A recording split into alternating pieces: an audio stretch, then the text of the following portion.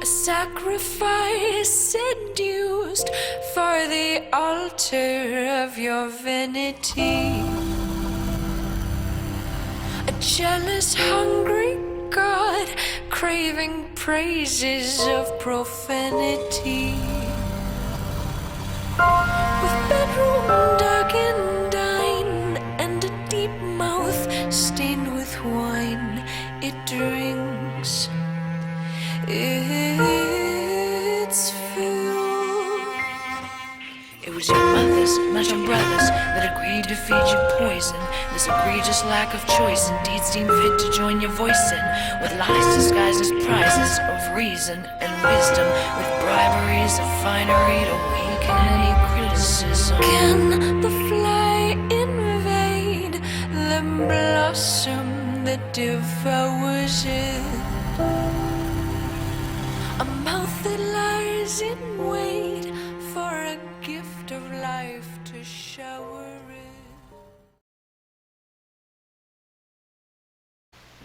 it. All right.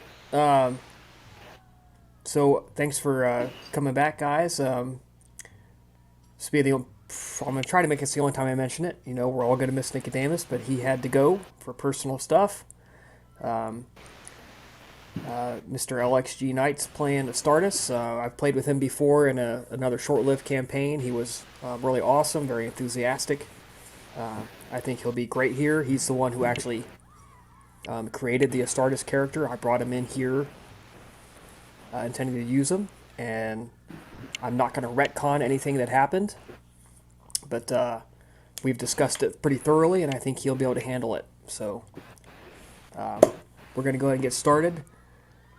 So you guys have been back in Rome for a week, decompressing, trying to make sense of everything that's happened, getting the facts from your cult members,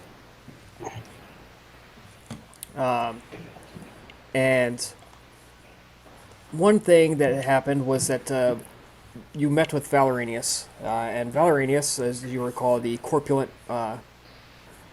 and lazy man that he is still very sharp, and it's pretty clear that he suspects that you played him for a fool. Just from the line of questions that he gave you, and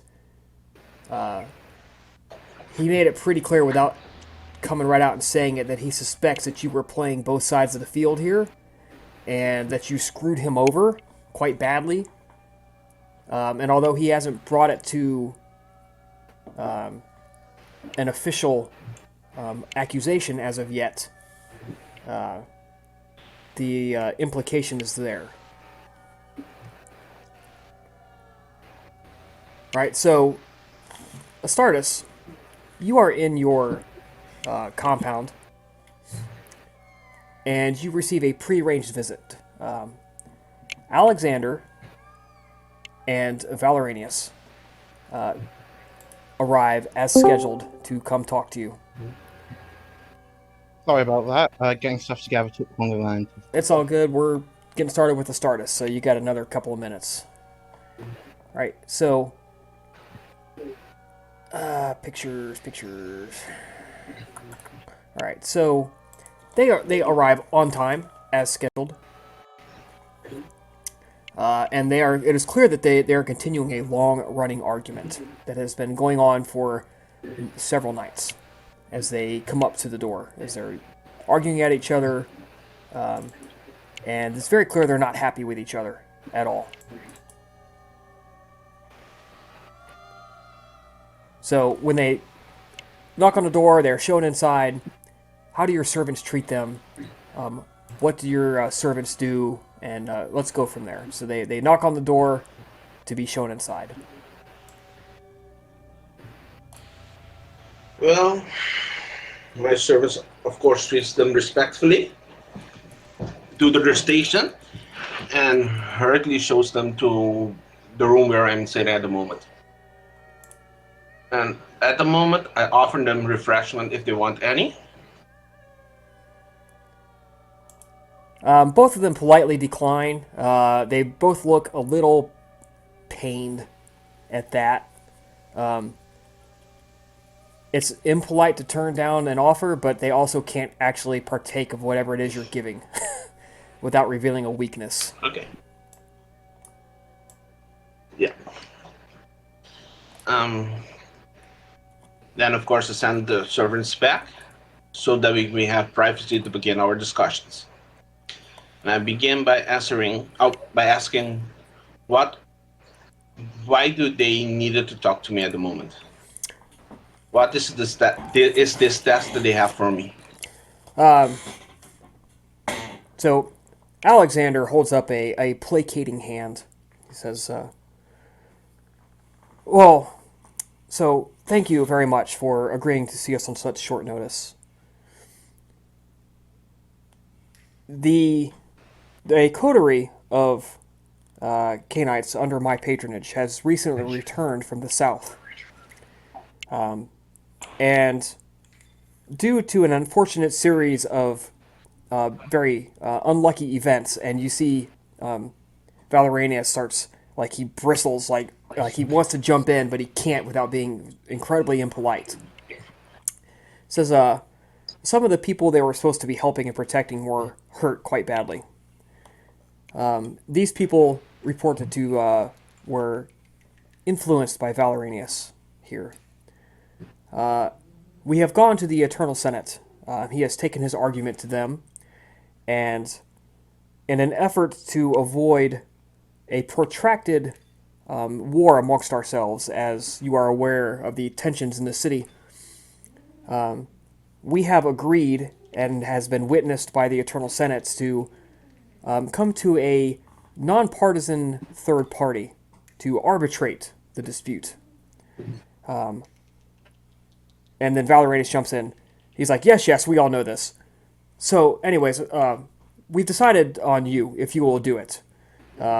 You are the most independent and non-indebted member that we could all think of.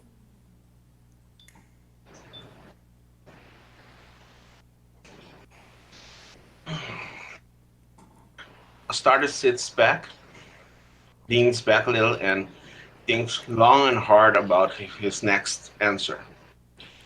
And then he will start. If, and I mean if, I do this, my decision will be binding. Everybody, and he looks at both of them, will have to abide by my decision. Are we in agreement? Alexander looks relaxed. He smiles and nods. And Valeranius says, now, as we agreed, I will act as their prosecutor. You know, and he's looking at Alexander. He goes, I get to ask them questions, and Astartus here can determine if he believes them or not. I agree that his decision will be binding, but I get a chance to question them. And I want to make sure they provide proof of what they tell us. Of course. As we agreed, you will be the prosecutor. Any more details you want to add, Lord Alexander? Alexander, he just says, well, I believe the sooner is better. Perhaps you could give us a time and a place. If I might offer my own quarters, I have a pretty good theater set up that might be of use to you. Or if you would prefer to have them at your own, in your own quarters, or perhaps at a temple, I do not object. Then Valeranius goes, no, we should have them at one of my ludi. That way, as soon as he gives the word that they're guilty, I can have them taken off before the first citizen with no delay. And Alexander's like waving him off, like, no, that's never going to happen. You can see they're about to get another argument here.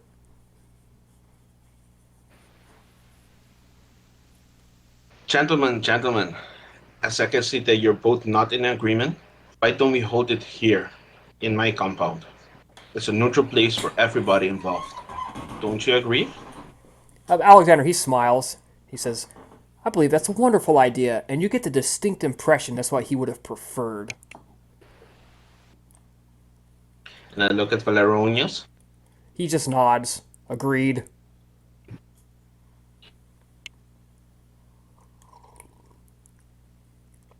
Okay, then how about tomorrow evening? Ah. Does that sound acceptable to both of you? Alexander stands up. He says, I find that acceptable, and I appreciate your alacrity in seeing to this matter. He looks at Valeronius. Valley, he just nods. His little big fat double chin quivers. Okay, then it is agreed. Tomorrow evening we will hold a trial here. The two of them are engaged in like a little visual standoff to see who leaves first. Because obviously neither one of them trusts the other alone with you. And at that, Astartus walks up, walks between them, and guides them out. Very smart decision there. So, as you leave, you notice watchers watching the compound and watching each other. Obviously, both of them have put agents to make sure that you are not interfered with.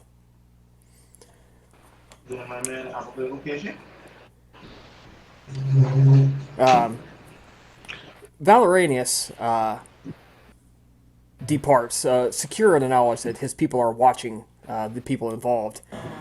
And he heads forth to talk to Androdamus. Oh boy. He has Androdamus summoned to one of his apartments, one of his homes, not actually an apartment, one of his homes. And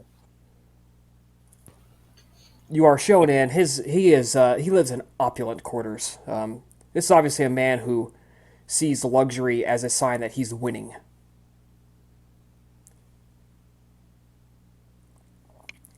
So you're shown as you sit down on an extremely comfortable Greek couch. He reclines, like Jabba the Hutt, just like, oh man, I hate walking. And a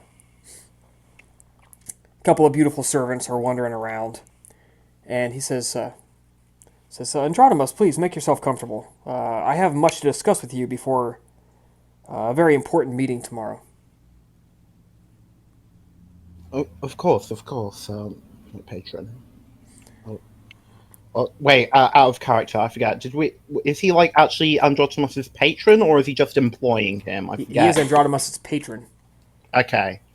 Yeah, I've that could have been a subtle distinction that I wasn't sure of. He says, Androdamus, you and your kin that came over, I've always treated you honorably, haven't I? I've held up my end of the bargains. Of course, sir.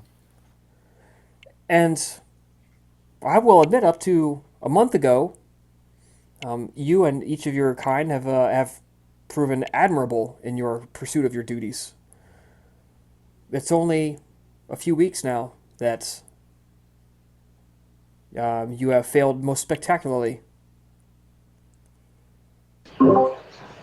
So, where did it go wrong between this? What? Tell me what happened in your own words, please.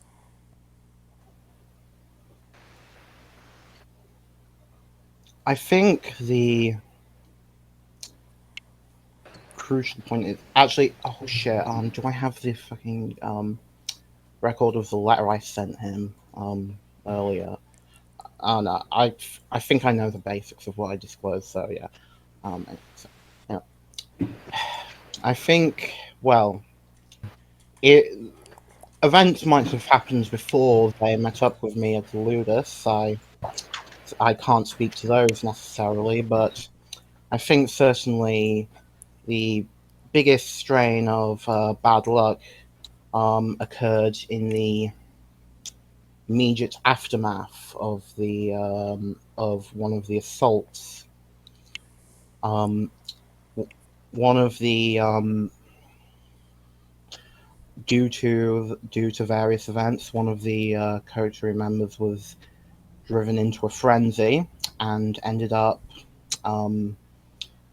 and ended up harming one of Potatius's own servants. He was understandably not best pleased by this.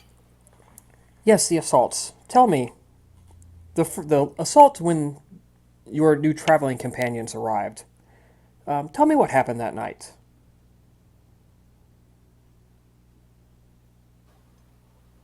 Jeez. Okay, Andronos, knowing that like there's only so much he can do to hide without like making things worse, both in terms of more ethically and also just getting people in worse trouble when the deception's found out. Just relays the broad overview events. He includes the Albina. Um, he mentions that Albina summoned abyss creatures, or like used abyssal magic rather, but Yeah, he yeah. doesn't. You're not going to know the details on that. Obviously, she's Yeah, going to be very reluctant to share that. but he doesn't necessarily specify. He doesn't necessarily specify that that's probably what drove her into a frenzy. So, the night they arrived, um, you're telling me they engaged in battle um, with a force that contained at least two Canaanites, um, killed one of them, and in the moments before dawn, and still managed to escape, all with their lives, holding the torpid body of their companion. And then they had the strength to summon spirits to help them and drive off. And one spirit, maybe two spirits, was enough to do this. That's what you're telling me? In fairness, with the second siege, we all had a bit more of favorable terrain, but in essence, yes. So, you and one other Canaanite, with a little bit of help, held off the entire assault for several hours. Right? That's what you told me. Well, I think, as I said, the gate certainly helped. Oh, of course, of course. That's what gates are for, right? Yeah, that's what they're for. I, I apologize if I spoke out of turn, sir. No, no, I'm just trying to understand. Because, well, it seems convenient that they show up so suddenly. And one member of their coterie gets hurt in battle, and he does air quotes. And they are strong enough to summon spirits to drive them away, but you find no bodies, maybe one mortal body, but you find no Canaanites, no proof. You walk away from there with nothing but a few shredded bits of flesh. And you lost me, Batadius. You lost me the entire Ludus.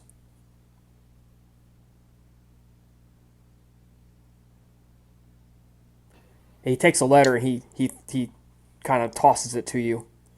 And the letter is essentially the owner of that Ludi basically saying that he will no longer answer to Valeranius. He will accept no money. And he rejects Valeranius' patronage and has signed up with the Kaplan's. Oof. Um, I'm just going to pause this for a moment, and this is a point where I suppose I will ask the GM if I need to roll, then that's fine. But is there anything that I've missed that could actually be helpful?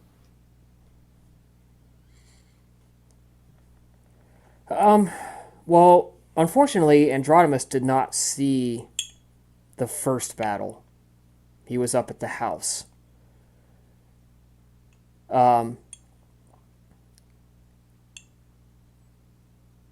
You would have adequately explained the timeline of events. from your hero perspective. And from the second timeline, you were there for the first spirit, but you don't know what happened between the arrival of the first spirit when you guys took off, and by the time, and when Albina attacked in frenzy, because you never saw the second. You never saw the second or the third. You just know that she had emerged from the pond and went on a feeding spree. Mm-hmm.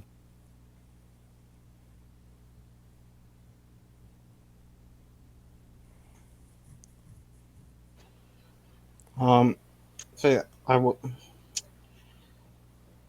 that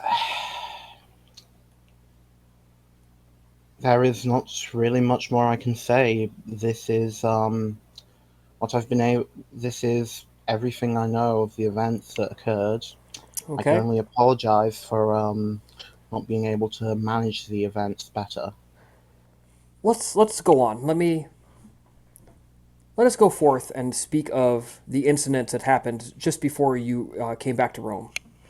You sent me the messenger pigeons that detailed that you were about to undergo a final strike, and you would bring back the proof needed, and finally destroy the one attacking my facilities. Correct? That was the plan, yes. So, what proof um, did they bring back with them? Did they bring a witness? Out of characters, aside from, our own memories, which could pretend. Oh, wait, hold on. Yeah, I know. Yeah. Andronis will pause for a moment and then, remembering, the one of the Cainites was remaining in the final battle. The only Cainite was remaining, in fact, on the enemy side. It seems that they had anticipated this assault. They managed to retrieve her her personal axe. Right. I believe they were planning to have it examined by those with Auspex. So, um, yeah, I remember you told me in your initial briefing when you came back, but we didn't have a lot of time to go over the details. So you said it seemed like they knew her. Yes. Did they like make mention of names? Did they discuss how they knew her? I believe the name that came up was Agatha. It sound. If I had to make a guess on on the way they were speaking to each other, it may have been a former coterie member that they parted with in less than friendly circumstances. Right. So Agatha Era, who has been banished from all of Rome and Roman territories for more than 30 years on pain of death, suddenly shows back up in Capua.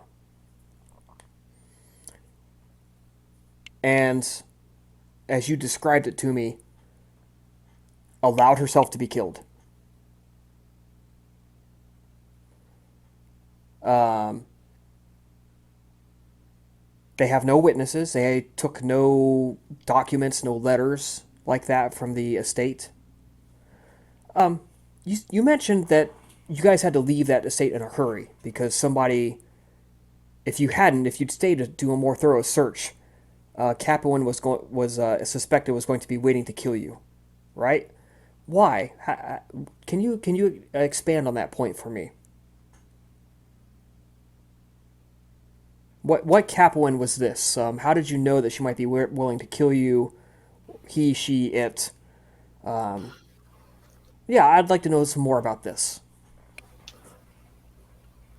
Um, Out of character, did we like specifically avoid mentioning the one who press ganged us essentially? The way I'm kind of doing this line of questioning is you talked for a couple hours when you got back, but now he wants more details. So he's pressing you for more details. He wants to understand. Like, you gave him a broad overview, but everyone was so busy and things were so complicated, he didn't get a chance to really do an in-depth interview with you. Right. Okay. So I'll just go over. I mentioned the. I believe I mentioned the incident in the hut, where we were, quite simply put, effectively ambushed.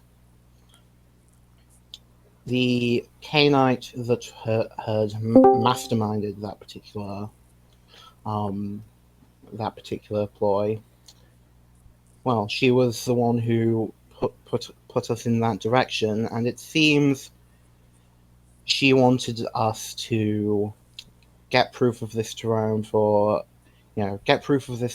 various reasons, but we were advised. Oh wait, no. We don't remember much about the Demetia. I know You literally cannot say what you remember. You went to what you are able to express is that you went to a mining encampment to hide for several nights. Okay.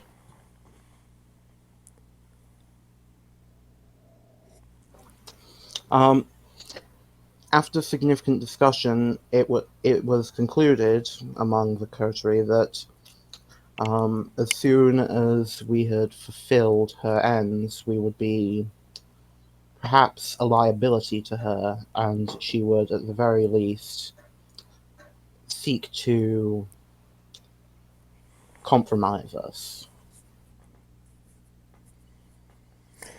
I see. So, your deal with her, what was the name? I think you said was this Kayatola or something like that, right? Mm-hmm. So, you made a deal with this Kayatola to get proof that Lucian of Capua was utilizing Carthaginian insurgents, unsavory Carthaginians, to foment unrest. And you were to get this proof by going to this farm and presumably staking whoever you found there and bringing them back to Rome. I believe that was the initial suggestion. Yes. And you failed to stake or take any hostages, any captives from anybody, and avoided her successfully, obviously, out of fear that she was going to kill you for failure.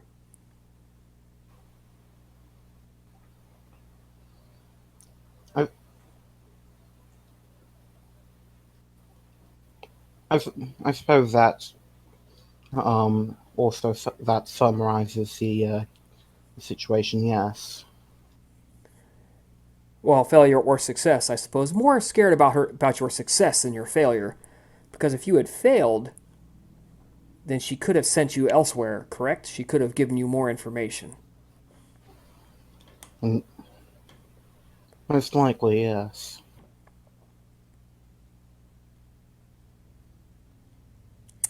He rubs his double chin. Right, if he was mortal, right where that bead of sweat would gather. And he's like, okay. I think I understand the picture now. Tomorrow, we shall be going to the estate of the children of Hakim. They have offered to be impartial judges to the dispute. It is clear to me that the coterie that I employed to help you has double-crossed us. It's clear to me that they went down to Capua with a plan, that they planned to betray us from the very beginning. They went down there and managed to ingratiate themselves with the Batatius and very skillfully cut you out of the picture, and then instigated a attack which conveniently drove off the assaulters, leaving only a single mortal casualty, maybe two tops. And then were subsequently manipulated to covering up the involvement of the Capuans with any sort of nefarious dealings. Because it's clear to me that whatever their plot was, their convoluted plot down there, whether you succeeded or whether you failed, all evidence of involvement with the Carthaginians was to be destroyed. And it is convenient that the coterie was there to do so. That one of their old members was there. Perhaps it was a mercy killing, and perhaps it was arranged. I don't know. But it seems rather convenient to me that they managed to drag their torpid companion all over the countryside for a couple of weeks and then hide her and then kill their companion and stop themselves from being burned alive, according to your description of the final fight there at the farm, and return bearing only a single weapon, which is likely to only display the last moments of her life, which was splitting her own head open.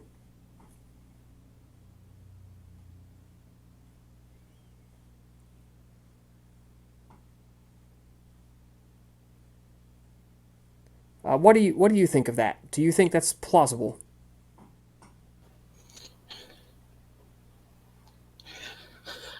Hold on a second. Out of character. Oh God, out of character. I'm so tempted to make just a mean comment. It both wouldn't be fair, and it would be out, not in character for him to say this. But just make the comment of, I don't think they could plan something. I don't think they'd be able to plan something like that. They're too stupid to do that. But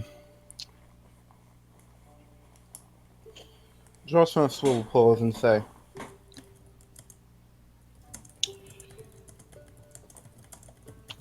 "You have a better mind for such matters than I, but all say all all I can really say to suggest otherwise is that many of the events that occurred did genuinely seem to catch them off guard."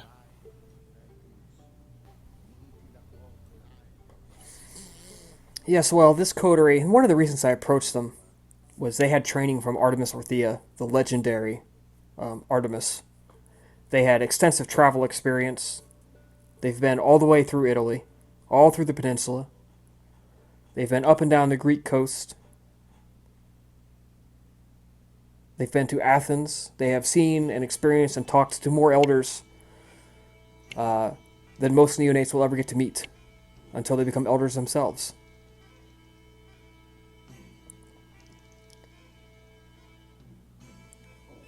If they are as incapable as you suggest, then I will have to see that they prove it. Well, thank you very much. I look forward to continuing our relationship, and I will see you tomorrow night at the estate of the Children of Hakim. Of course, sir. And just must, go through the motions of politely taking his leave. Out of character, in the carriage ride home, would Would would it have come up giving him an address of how to contact them if it ever came up? Oh, the coterie? I'm sure you Yeah. guys exchange contact information. Yeah. And speaking of, Alexander is on his way to go see his coterie.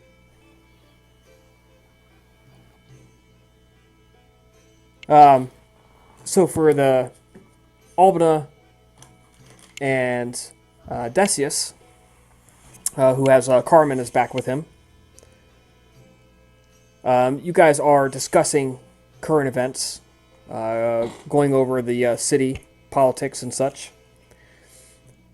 And there's a knock on the inner door of your chamber, and one of the servants, not servants, the cult members comes in, and she looks like starstruck, like, oh, so handsome, and she's going, oh, Lady Albina, there's just a beautiful man at the door for you. Oh.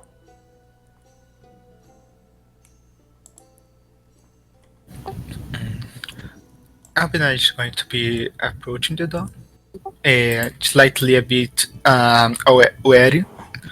I imagine that she knows at this point the displeasure that Valeranius has with the group, and she's a bit concerned about the idea that perhaps this man might be some form of some client of his.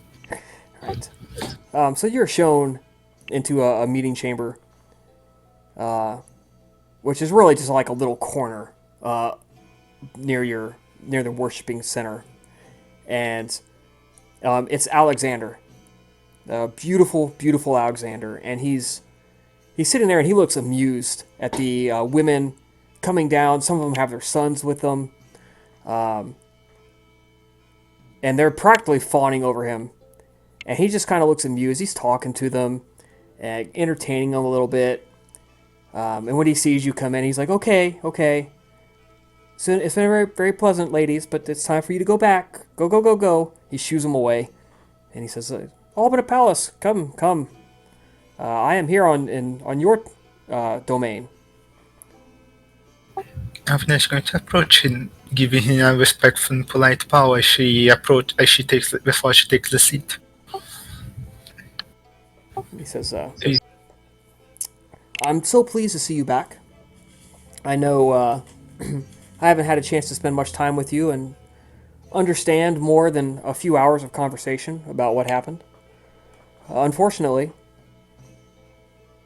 Valeranius has taken his displeasure to the Eternal Senate to attempt to have the boon stripped. Naturally, I have fought him on this, and the Eternal Senate has come to a conclusion that a third-party arbitrator will help to decide your guilt or innocence. Are you familiar with Astartus of the Children of Hakim? I met him before, yes. Ah, good. Astartus has been chosen as our judge, for lack of a better term. Tomorrow night he is elected to hold a trial of sorts at the compound where they live or stay, anyways. And Valeranius has insisted he be the prosecutor to ask questions. So it will be up to Astartus to determine the finality of your guilt or innocence.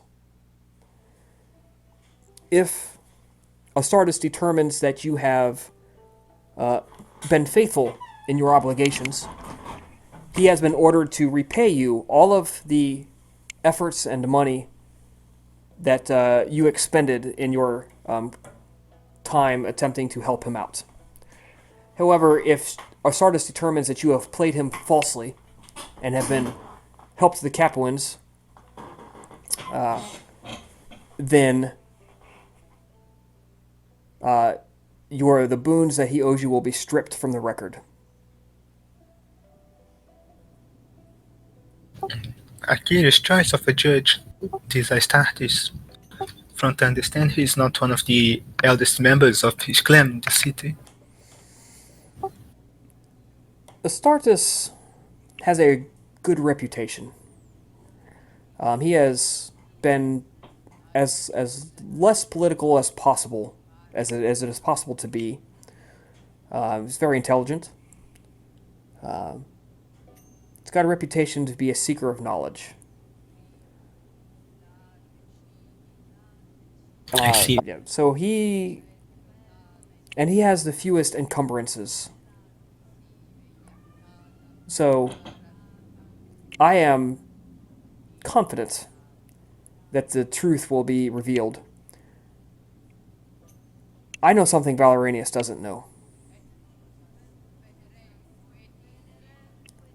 I imagine know many things that Valeranius doesn't know. He seems to be rather insular in his nightly endeavors. I know that the Assamites. No. That is a derogatory term. I never said that. The children of Hakim.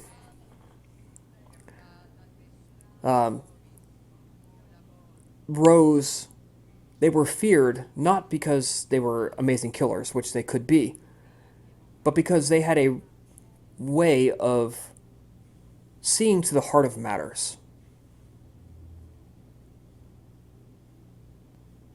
My own elders have spoken to me of these things, of the ancient times, of how Hakim himself was a scholar before he was a killer, a fighter. And although his children have a well-deserved reputation for being amazing warriors, his first and foremost love was to seek the truth.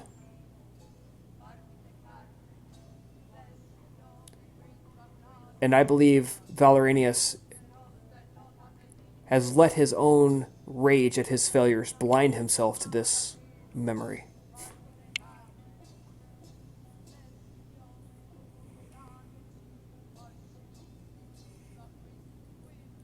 Now, I do have to ask one more thing before I go.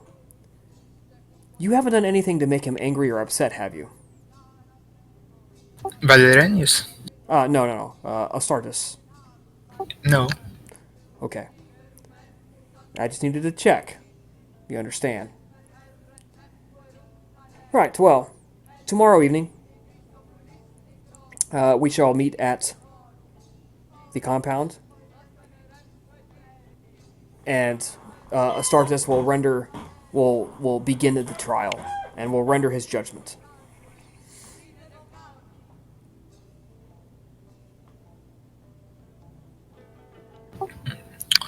You say that Valeranius will be the persecutor. Would that mean that you have a defender? Or would that be something that you yourselves would be in charge of acquiring? Unfortunately, under established law and precedents, you must defend yourselves. You are not allowed to hire a defender. I understand. I expended all of my influence in this matter. I called in many favors just to get someone that I believed would be favorable to you. So I expect that you are experienced and wise enough to use the opportunity that you have been presented. I'm grateful for this, as I'm sure that the rest of my coterie is also. Yes, pass the word. Decius will be expected to be there along with Carmen.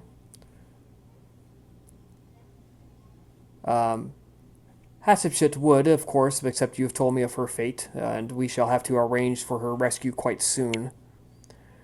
And unfortunately, it seems Nikodemos has departed.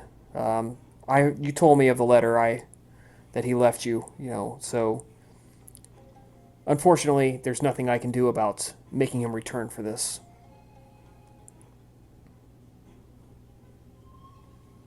Departure is something that is weighing more heavily thought than I have expected on my mind. But it's not something that will cloud my judgment or is going to make me lose focus of what is at stake. Well, good. You have the rest of tonight to prepare. I will see you tomorrow. Enjoy your night, Master Valeronius and Master Alexander.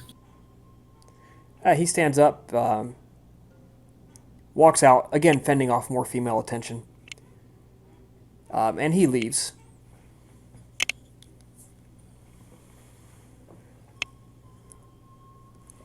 Once he is gone, Albina is going to get about bringing to attention the rest of the coterie about what has been discussed.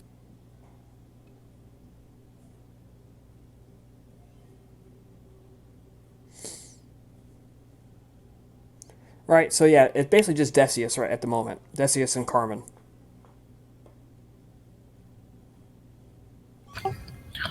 She's going to be approaching them, bringing to attention that Alexander has approached them, has come to visit the temple, and has shared the news about the upcoming judgment.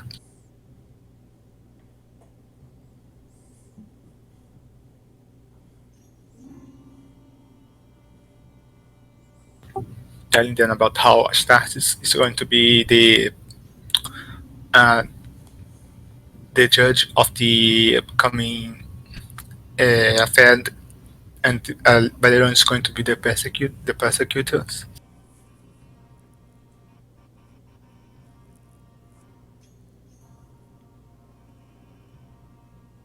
Okay.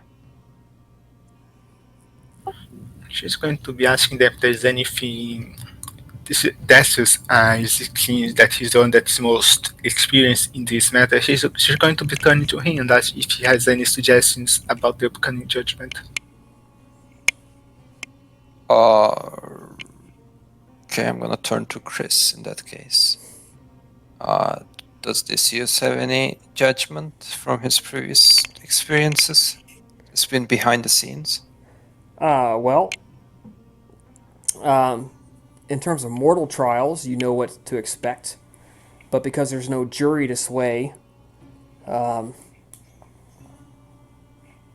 it's possible that you might be able to use the intricacies of vampire law to confuse the line of questioning, to make Valeranius' task more difficult. Right. So exploit the loopholes in the vampire law. Right, and you're going to be going on precedents and obscure interpretations of traditions and things like that. How much law does Decius have? Let me check. If I recall correct, it was 3, but I need to check. It's 2. Not that good. Okay, well, what we'll do is when the time for questioning comes, you will roll intelligence plus law, and then take those successes and add it to a wits plus expression, or wits plus performance. Okay. Let me write that down so I remember it. And that will be you, like, utilizing... that will be you utilizing your arguments and your intelligence, trying to make his task harder, more difficult. Yes. Yeah. So you're throwing out objections and you're coming up with, well, 200 years ago, in the case of Decius Meridius the Third, when he was accused of doing this and this against one of the other vampires. This was the ruling, and I believe it applies. And so, you'll start throwing these obscure legal arguments out, trying to derail his line of questioning. Yeah. I know what you mean, but myself is not really good at doing that, so I will hope the dice will take care of it. Yeah. Well, I mean, that's what they're there for, right? Yeah. Okay. Fast forward. We have made it to the next night. You know, I knew I was forgetting somebody, La Vienna. Not your fault. I knew I was forgetting somebody, and I just forgot about you. It's all good. Now, you too have been invited to the trial to determine whether you will be found guilty or innocent. Yeah. All right. Fast forward. You guys are at the Assamite. Sorry, Child of Hakim. That's gonna plague me for a while. The Child of Hakim's compound. You are shown in. Valeranius is there, dressed in his full formal court best, toga, gold, gold buckles on his sandals. Yeah, he looks magnificent, or as magnificent as a fat, disgusting bastard can look. And Bald. Let's not forget Bald, which was also a something that people got insulted over a lot. And there is Alexander, beautiful Greek god-looking Alexander, who unfortunately can only observe. All of you guys are there. Androdimus is there. Enter into the compound. Astartus, take it away. Where are they shown? What does it look like? How are you dressed? Let's get started. Okay. The room that they are shown to is decorated with Venetian carpets. There are a couple of benches here and there placed so that they may sit.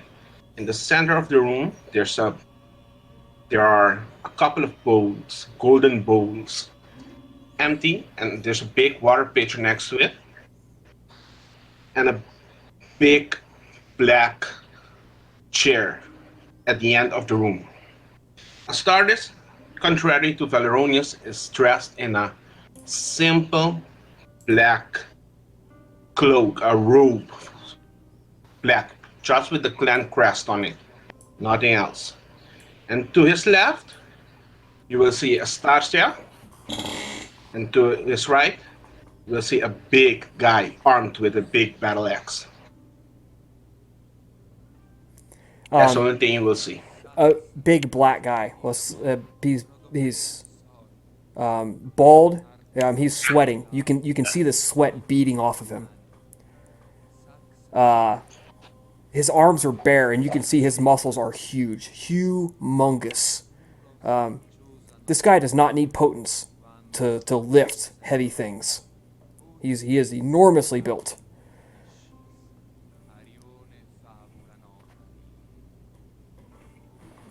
And you have all met Astartia before, the female. Her lumpy, misshapen face. She is missing an eye. It's obviously was torn out of her. You can see the scar from where it looks like an animal claw or something, or a bite, whatever, took the eye out. She's quite ugly. But she's there. She's dressed in fighting gear. She's dressed for speed and comfort. Very, very little armor of any kind visible on her. What's there is like little bracers on her arms, and that's basically about it. She does not bear any weapons. You can't see any weapons that she actually has.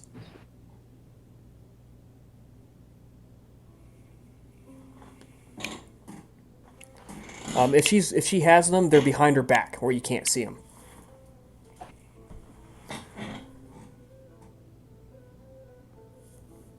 Right, Astartus, take it away. Okay. I welcome you all to my humble abode. I've been approached by these two lords to pass judgment on an issue that has happened between them. I have refrained from asking further questions at a time, so that I may come with this with a clear mind, with no other thoughts. As it is custom for my clan since time immemorial, we have been the judges of the children of King, and I will give you a fair trial. But know that my judgment is final and binding. Do you all agree? And he looks at everybody one last time. Alexander signals his assent. He agrees. Valeronius also agrees. And he looks at the coterie. Opener gets up and gives a nod of agreement. A question: would we have been able to bring the battle axe from Agatha and the documents that we got from the hospital de Fa? Yes, it's expected you would have brought anything you could to sway the opinion in your favor. Awesome, yeah. So Labiena will also give a noticeable nod of agreement to make sure they all see it.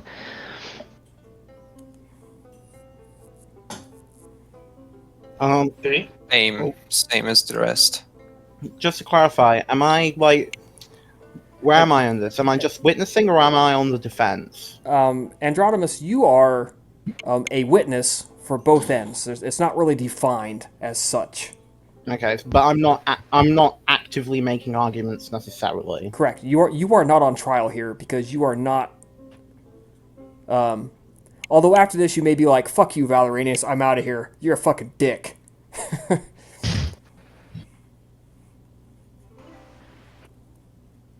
Okay. Then let's begin. That defendant introduced themselves.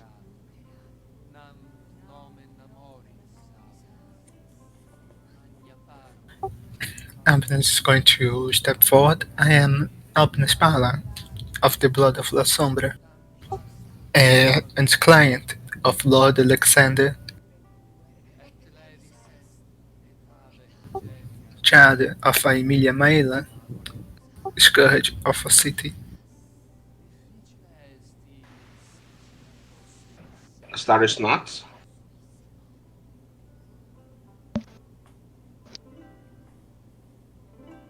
Well, once Alban is seated, Labiena will take her turn, rise. I am Labiena, Celia, of the Clan of Death, also client of Alexander, and childer of... crap. Out of character all of a sudden, I'm forgetting the name of my own sire. Should be on your shit. There is a place for sire name. Well, to say it here. Child of Septimus.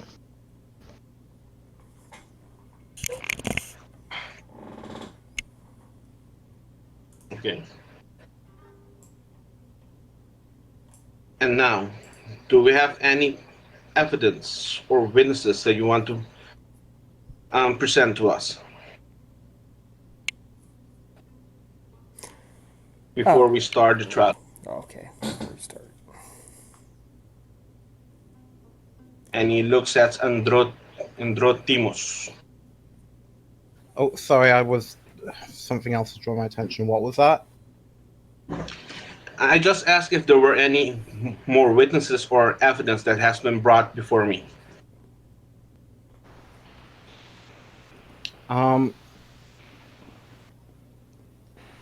Not that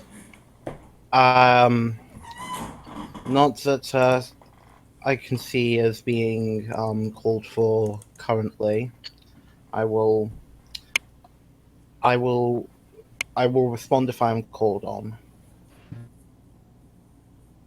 Okay. And what is your name, child?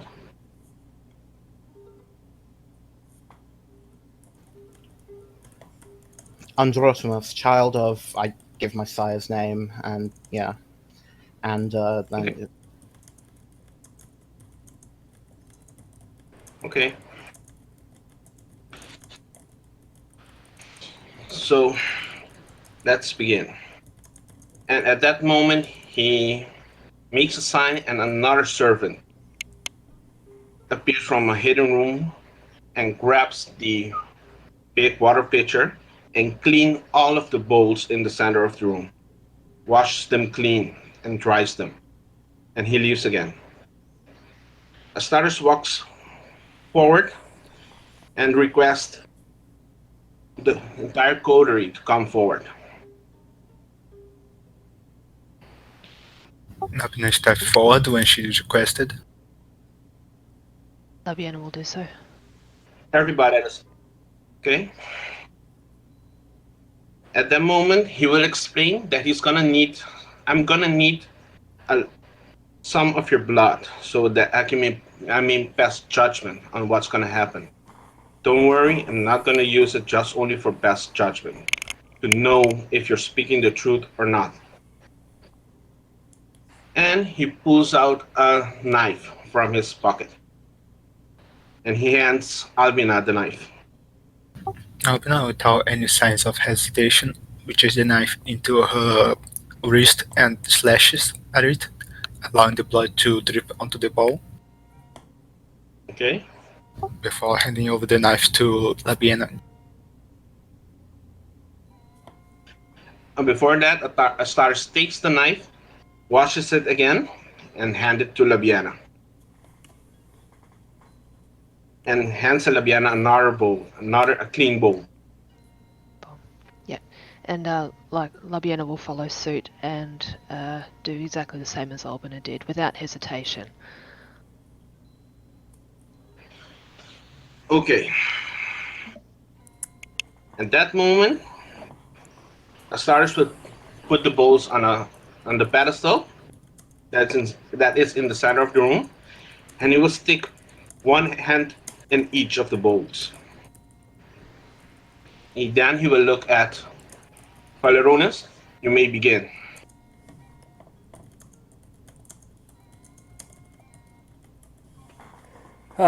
He says, I will first speak with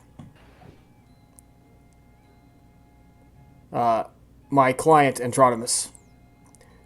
Oh boy.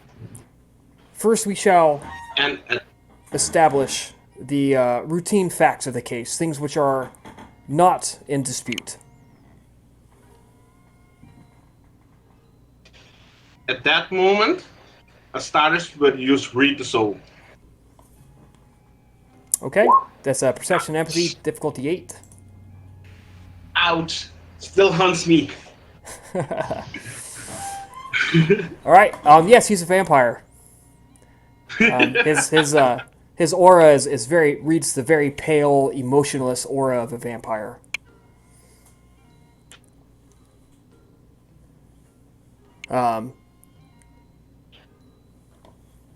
So Astartes is staring at you guys as Androdamus approaches the center to be questioned.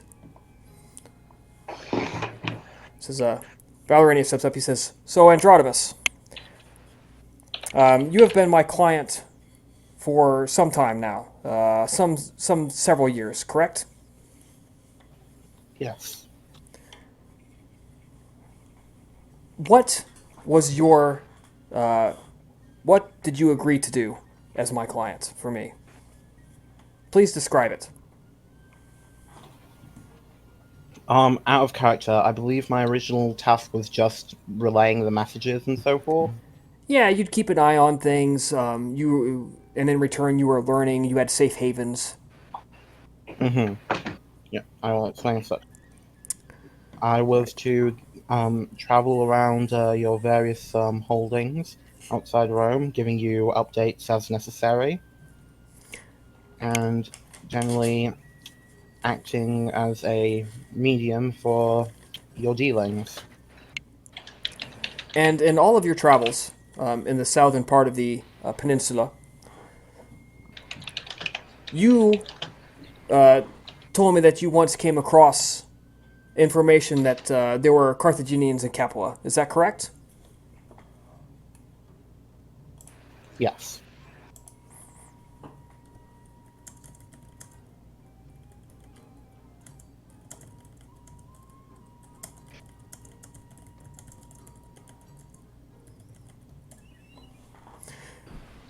So it's known then, popularly rumored that that Capuans were in, that Carthaginians were in Capua. So that's not a deep dark secret.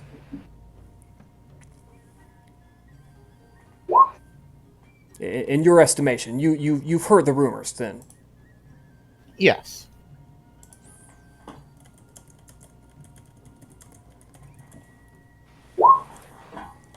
So, at the start of this rebellion, as it were, the troubles. So, Andronimus, are you attempting to conceal any hints to your body language? Like, how uncomfortable you are, anything like that?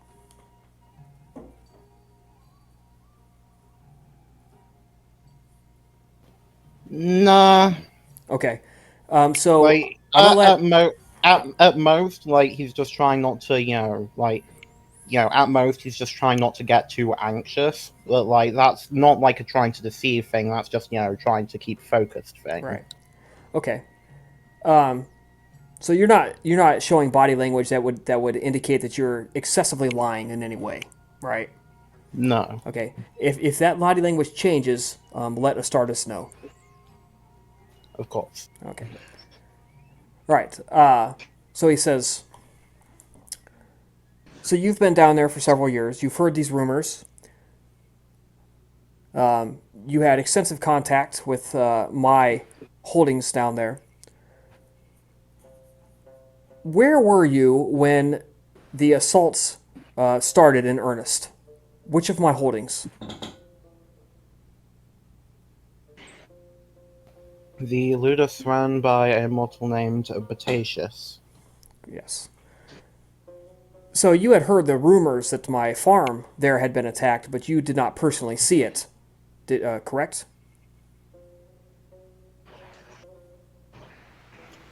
Out of character, I think that's correct. Yeah, that's correct. Yeah. Okay. Affirmative. So, the night that the coterie arrived at the Ludi, did you personally see the battle?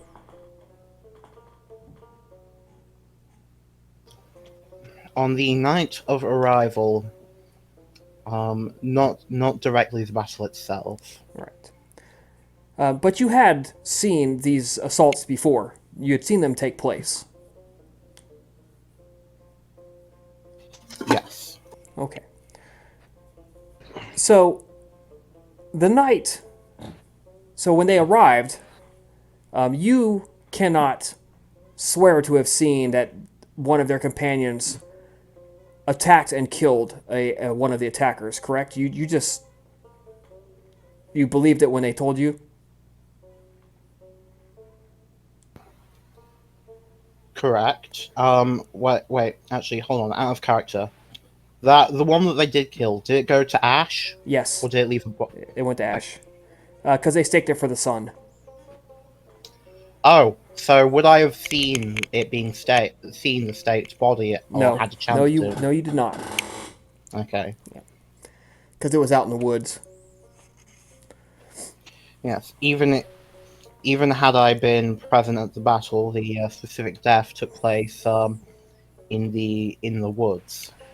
Right. And so you also never saw Hatshepsut arrive and fight and be torpid in the fight, correct?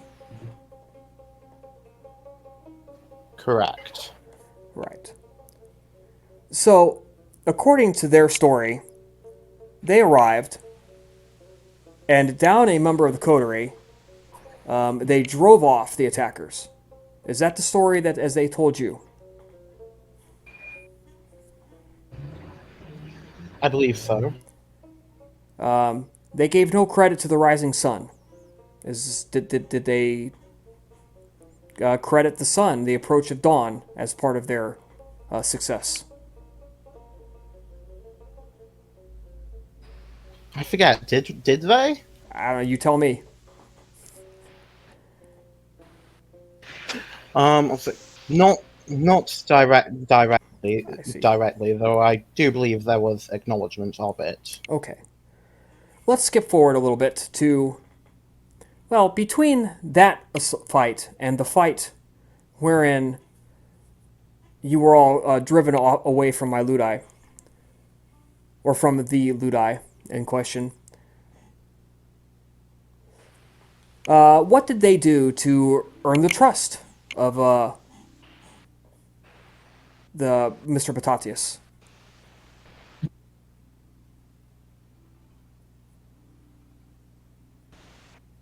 Did they do anything to help him? Okay, so I believe like that they helped keep watch, if I remember correctly. So they sat on their ass and looked at the darkness. Is what you're telling me? Out of character, I can't. Out of character, this is. I can't.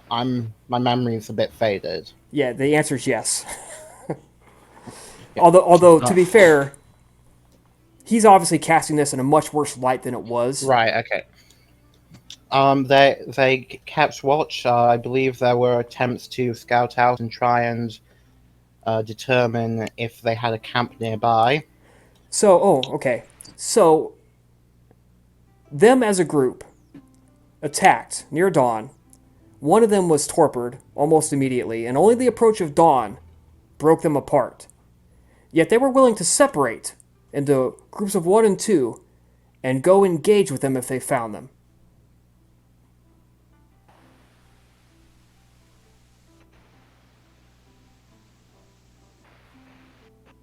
Right? That's what you just told me. Um.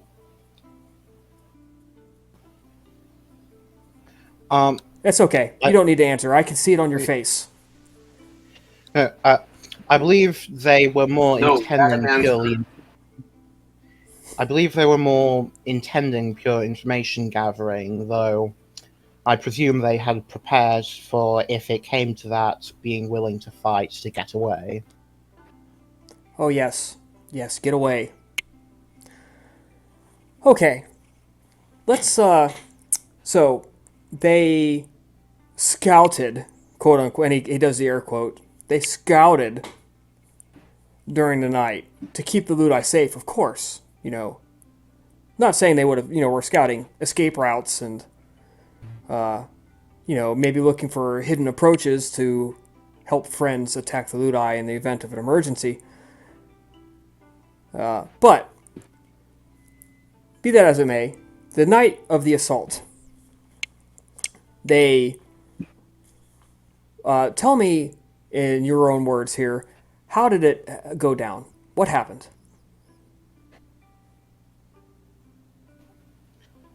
Um, Androtimus will describe himself and Labiana at the gate. He'll describe Alvina waiting in a part of the Ludus performing the ritual, though he obviously won't be able to say precisely what that all meant. It's matters beyond him. He will mention the assault. He'll probably briefly mention the attempt to lure out the mortals with the baby. Like if it gets directly brought up, then he'll bring up his thing, but he isn't going to toot his own horn about it.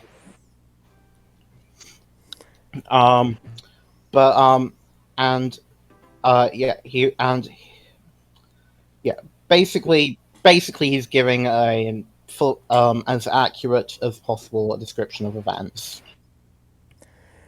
Okay. So,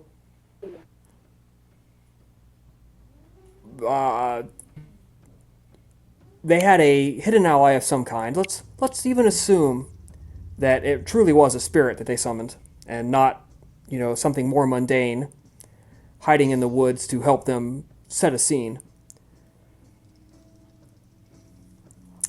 And you heard the approach of the one spirit, right? That's why you left the gate. But you never saw it. And you never saw any other spirits. You just saw Albina Palace emerge from the pond and attack my domain. Yes?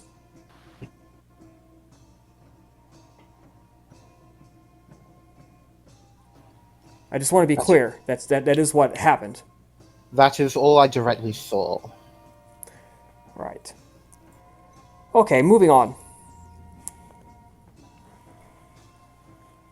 Did you ever, at any time, see direct evidence of who was directing the attacks upon my property?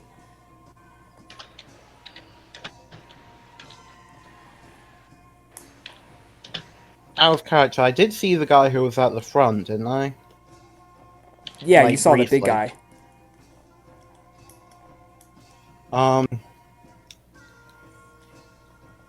If we mean in terms of the one who was leading the assault, yes. I cannot specifically say if it was arranged by him. Okay. And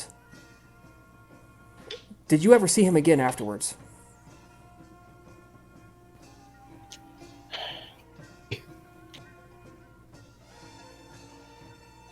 No, you haven't. I did not. Okay. Right, now let's move forward to the time you had to meet with this Kayatola, I believe you said the name was. What was the bargain struck with this Kayatola? Out of character, I believe it was basically, you do this and I won't kill you, was the Right. word she used. And are you going to mention the fact that she made you guys drink 2 points of her blood over 2 nights? Yeah.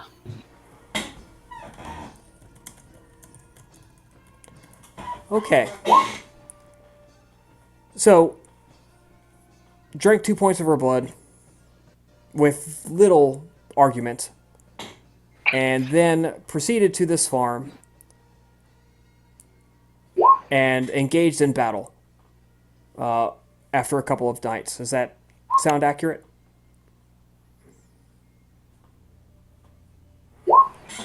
Yes. I'll just just get this out of the way now. If I say yes to something that didn't actually happen, just correct me. Right. I'll correct you if you say something wrong. All right. So you engaged in battle. And you said the name of the lady was Agatha, correct? I believe that is the. I believe one of the coterie members addressed her by that name. Yes. So they knew each other. It would seem To they. all evidence, yes. And they made no attempt to capture her. They didn't try to stake her. Didn't try to incapacitate her. In fact, you threw fire on her, and then what else happened? How did she die? Take me through the last few seconds of her life. After as we were gaining the upper hand in combat with her and her guards, at the last moment, she said to the. I distinctly remember she said to, I believe it was Albina. Agatha said it to. Thank you, and then took her own life. Now, was this was after that Albina had her set on fire?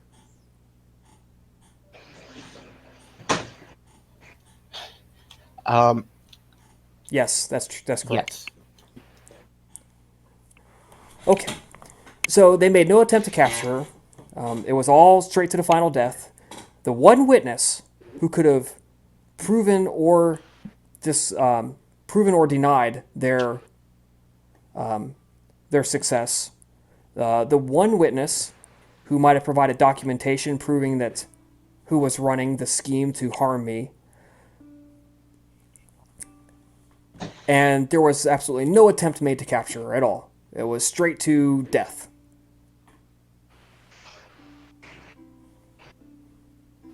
Um, the in essence, yes. The only other thing I will note is that this woman clearly had immense skill in the art of presence. It was I can only describe my own motivations, but when I initially threw the fire, it was under the assumption that if I did not do something drastic, I would not be able to maintain my own will to continue to try and solve the situation. Well, that's okay. I don't expect you are under no obligation to attempt to capture her, obviously.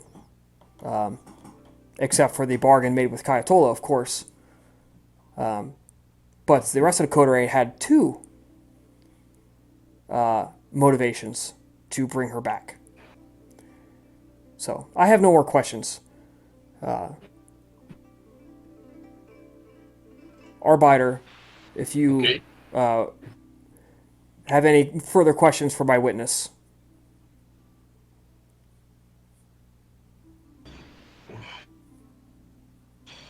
Astartus studies Andromedas to see if his body language changed anyway, and when he confirms that his body language hasn't changed, he will look directly at Albina and Labiana, and he's gonna spend 1 willpower. Out of character, do I have to spend 1 or 2 willpowers? It's just 1 willpower for the scene. It's 1 willpower for the scene. Yeah, so I can only spend 1 and use this power on both of them, right?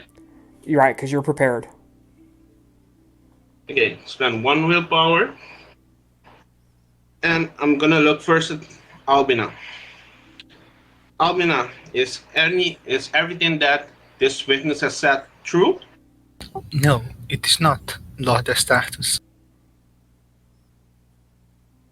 Then I'm going to use Truth of Blood. Alright, so Truth of Blood. Let's clarify what that power does first.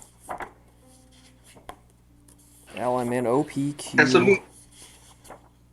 Yeah. As a means to ensure that their judgments are firmly grounded in truth, this power allows a vampire to use the blood of an individual being questioned to divine not only the truth of the subject's words, but the truth behind those words.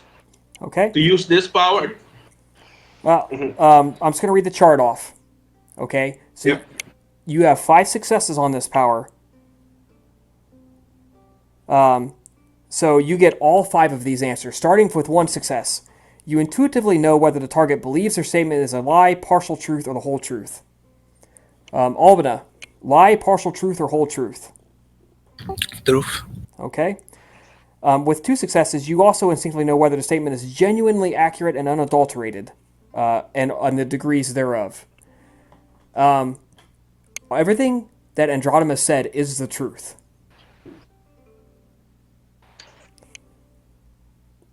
But since you asked Albina genuinely believes that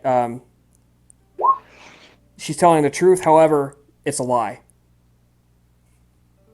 Because everything Andromedas said is the truth. You intuitively sense the emotional reason behind the target statement. Albina, you can answer that. Why did you say what you said emotionally? She feels a bit angered at Andromedas, at his accusation that they made no attempt to capture Agatha. All right. You intuitively understand the whole truth as the target consciously knows it. So you understand that Albina believes that his statement regarding capturing Agatha was inaccurate. And you experience hazy visions of and receive veiled hints of information the target himself does not have. So you receive a hazy vision of the write-up and the conversation and them. It's not great, but you recall that they did not have a good chance to discuss their strategy on the way back to the farm. That for sure you get from the vision.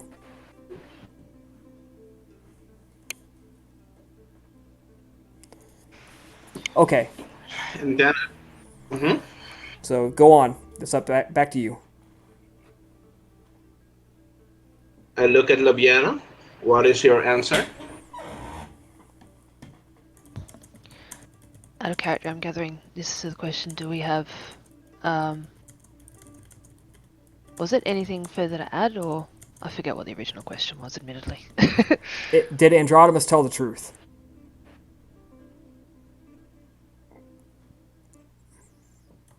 That's the question he asked you. So he wants to know, in your opinion, did Androdimus tell the truth?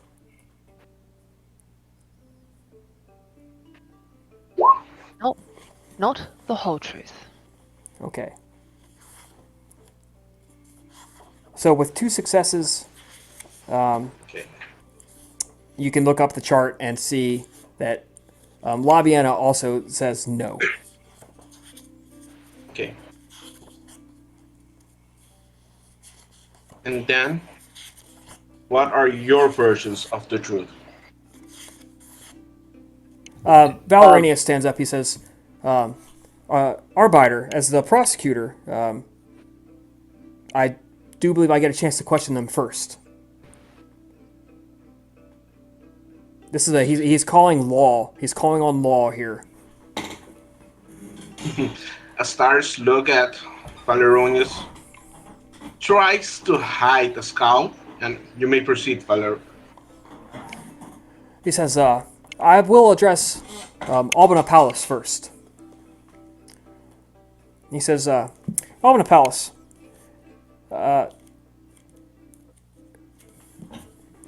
when you went to Capua, before you reached the Ludi, did you make contact with any Capuans? With the informants that you provide us with, yes. I did not provide you with any informants. One of your clients, the Nosferatu one. See, that I did not. I have no Nosferatu clients. Am I forgetting something? Yes, Or the Nosferatu provided those. Redolinius provided those clients to you. Valeranius?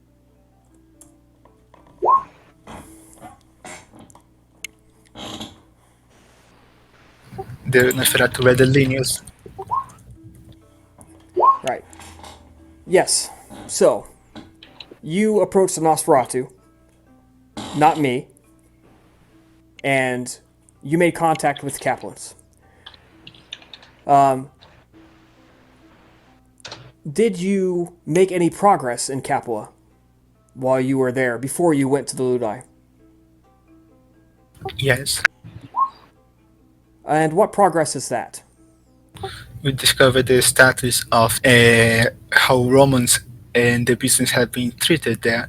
Discovered they made progress in understanding the political situation with the great houses of Capua. Okay. And And how does that relate to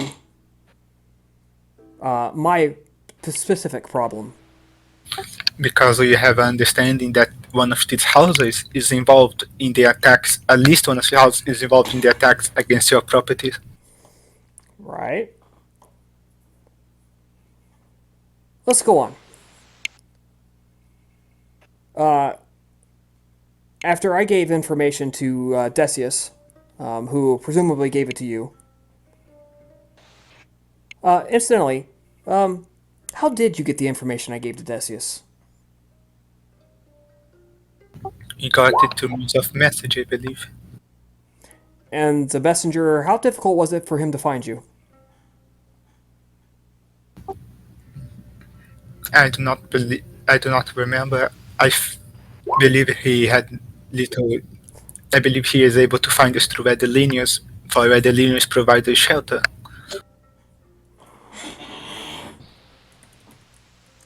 Out of character, I believe the messenger had no supernatural contact. It was pure his skill.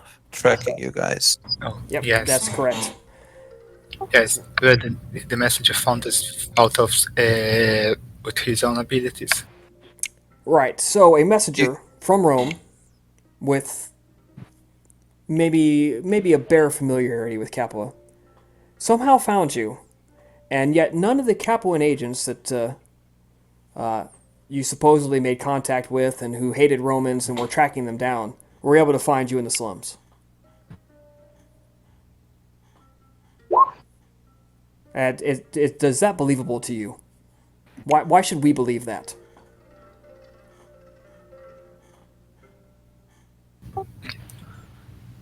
I imagine that the messenger had a better idea, that had already knowledge that we are there. He knew what that to search for us, while the Capuans are yet not aware of it.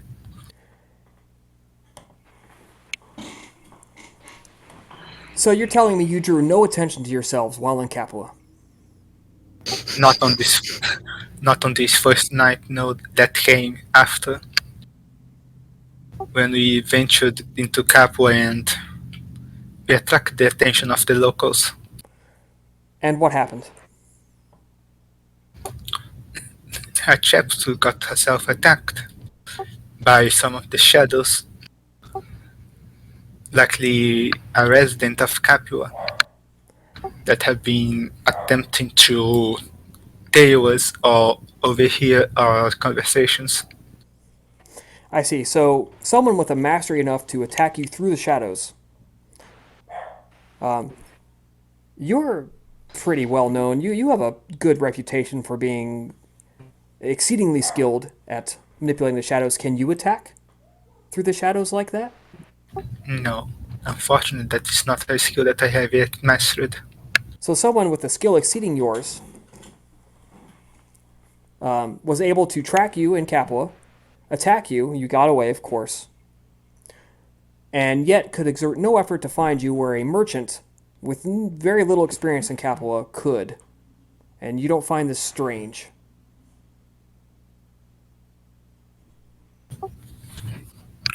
Perhaps there is something. Perhaps there is something in the impossibility. What is the word?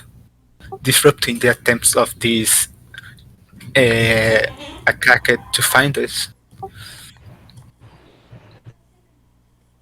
Or perhaps his skills laid somewhere besides tracking, besides locating people.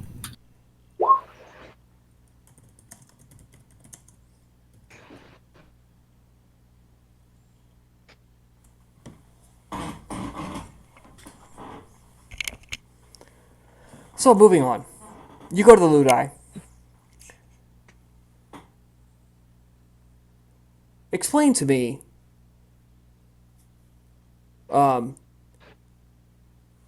your strategy in defending my property and how defending my property would relate to fulfilling the boon that you promised me.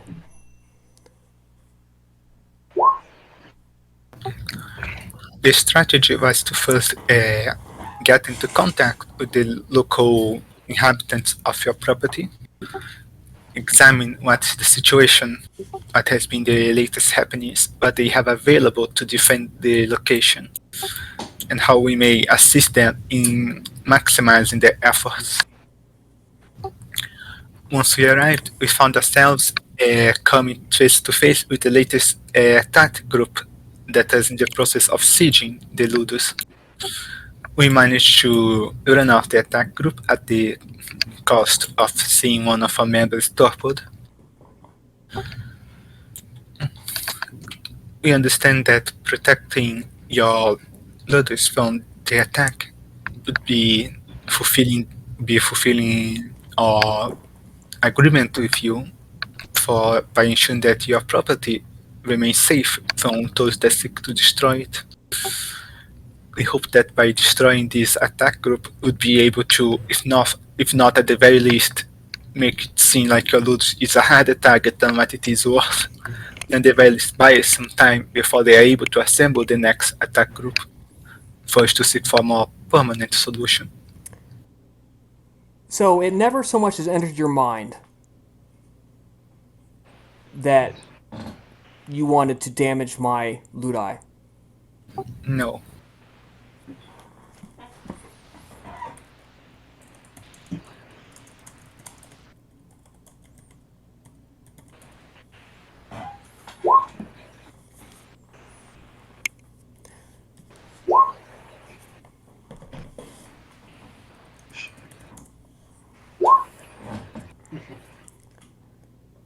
So,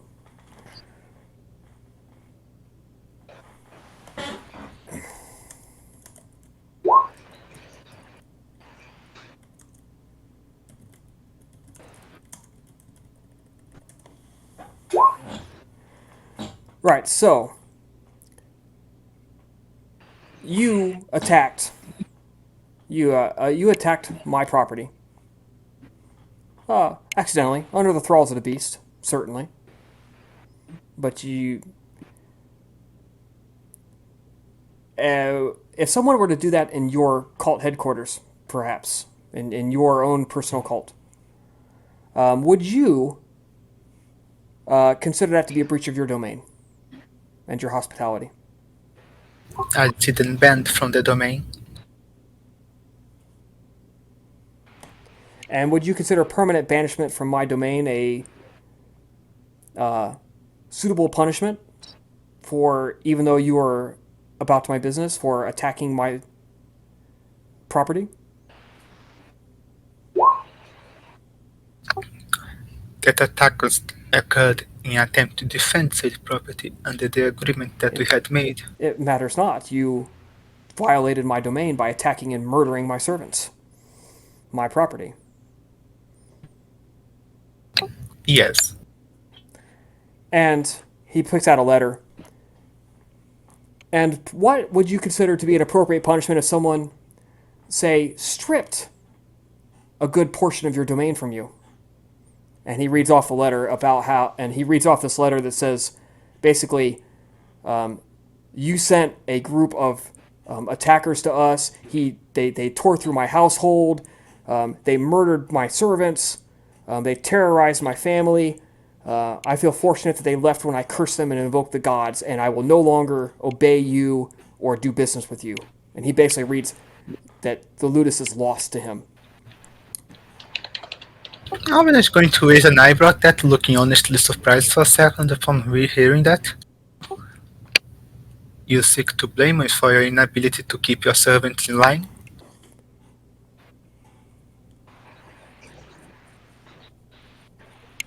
I seek proper recompense for you for allowing someone the hospitality of my property and them completely destroying it. We did not destroy your property. He shakes the letter real hard. You have destroyed my property. It is gone. You lost control of your assets. And if I had never hired you in the first place, I still would have lost control, and we wouldn't be standing here talking now, would we?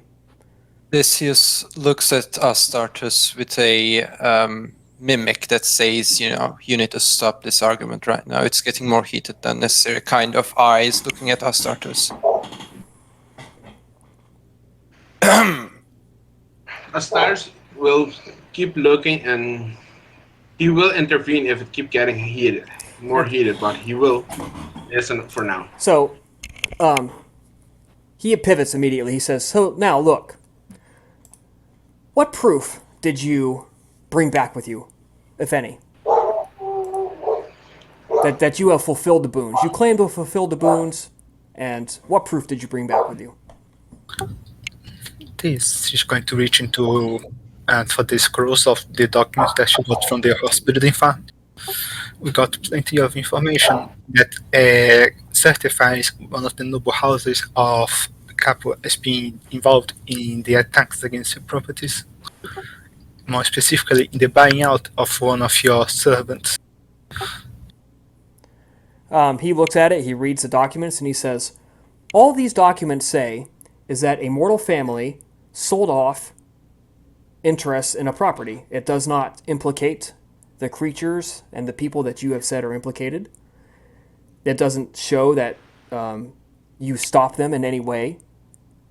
So how is this proof that you will fulfill the boons? You didn't bring their decapitated heads back. You didn't bring them back as prisoners to answer for their crimes. How is that the truth? Or how is that fulfilling the boons? We brought back information. We brought back knowledge about who is behind this. And You sent us in blind, with little knowledge about what is happening. We had no way to prepare ourselves for what is awaiting us.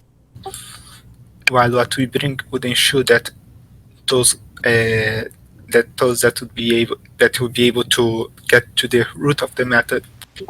We brought back something that would ensure that you'll be able to prepare yourself to make preparations and so, you believe this piece of paper is worth 5 major boons?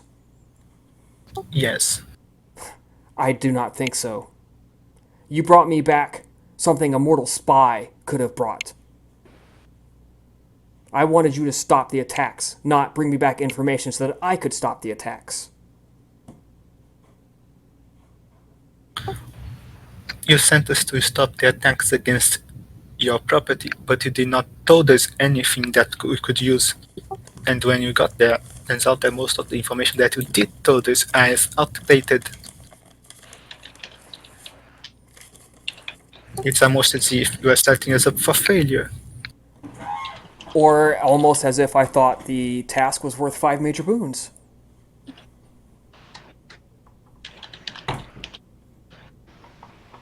And he says, so, this is the only proof you have that you stopped.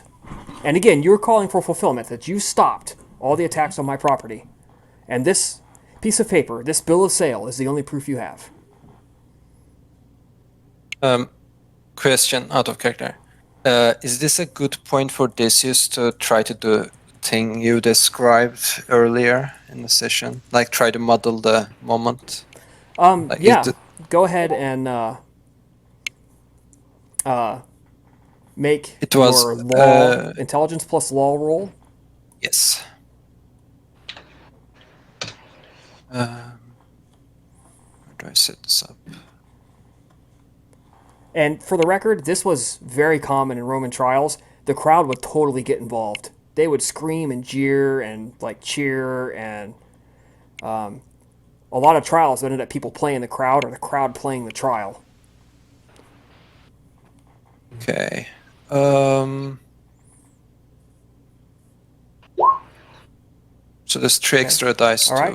Charisma plus expression or performance. You tell me which one you're rolling because that just dictates how you deliver this. Plus 3 expression. extra. So all right. So plus 3 extra dice.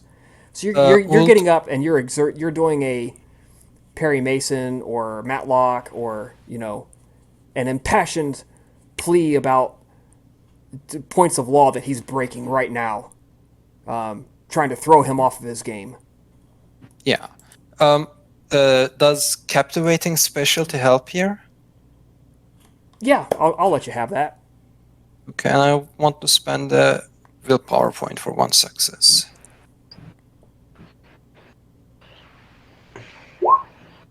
Okay, so there is 2 10s there. All right. So 2 more successes. So 10 total. Yes.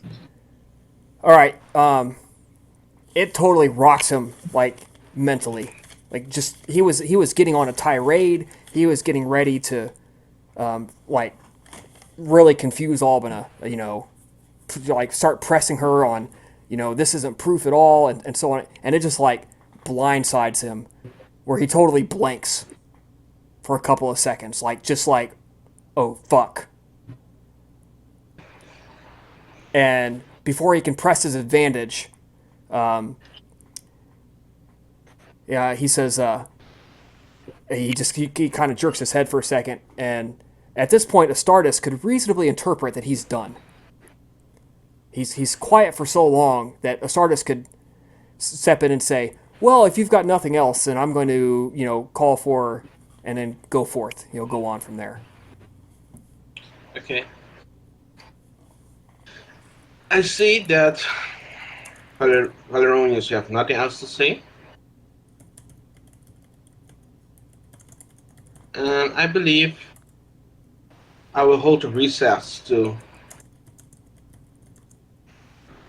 meditate on what has happened here and come with my judgment. Right. Well, he still has to Oh, talk to but Labiana Diana, and the others, but yeah, that's what I'm going to say.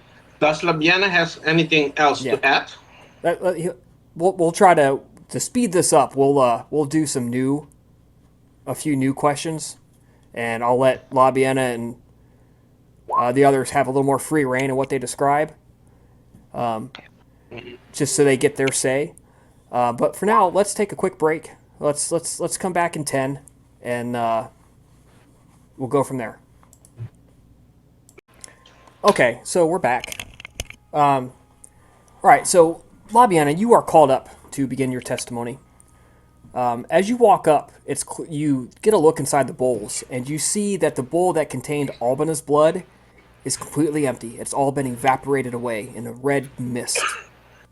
And the sleeve of Astartus's robe is actually saturated in that blood, just from it being misting up and like getting in his clothes, like you would standing in a steam bath, where it would soak into your garments. But the bowl with your blood in it, is just a little bit more empty than full. Because you notice a couple of times when you were talking, the blood had begun evaporating, but you see Albana's is completely gone. So Valeranius begins to question you as much as he questioned Albana, taking you through the boons that were agreed upon, and talking about going to Capua and who did you talk to. Again, and the implication is you struck a deal. That's what he's implying without actually straight up saying you struck a deal down there. And he gets to, you have begun to leave for the Ludi. And he says to you, so, you guys just up and left for the Ludus, right? You traded away your daytime protection, you've traded away all your money, and you just left for the Ludi. What did you expect when you got there? What did you expect would happen? Well, I think before I start sort of answering those questions in character, out of character, I just felt I should probably describe Labiana's disposition.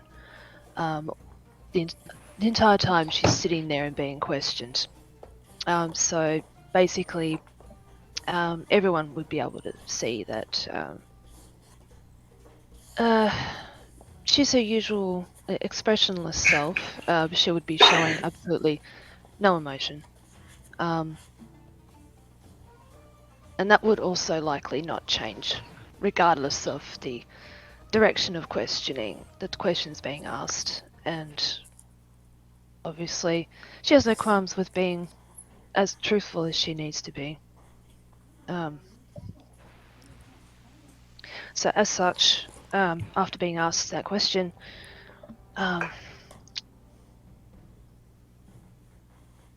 she will continue.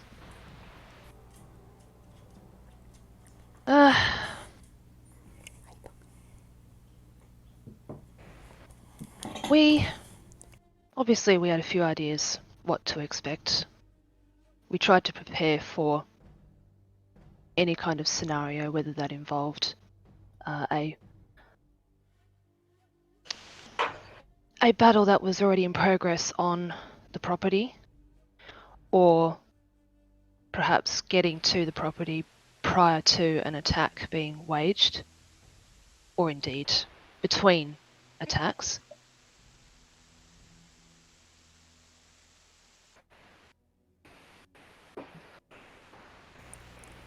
So, when you got there, who struck the first blow?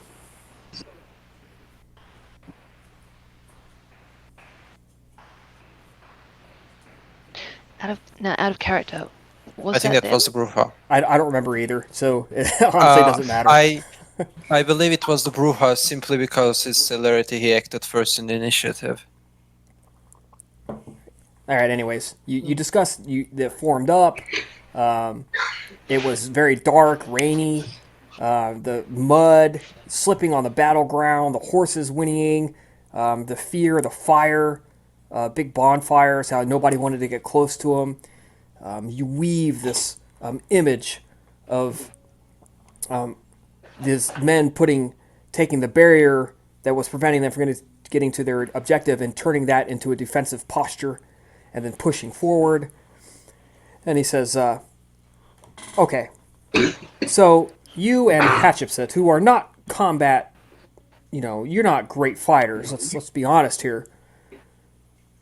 You took the vanguard.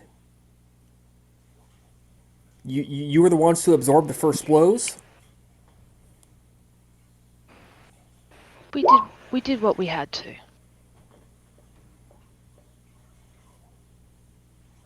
I mean, out of character, that's not quite true because actually Labiana and Hatshepsut is decent in combat. Yeah, well, this is a fat Ventru talking, and he knows only what he knows.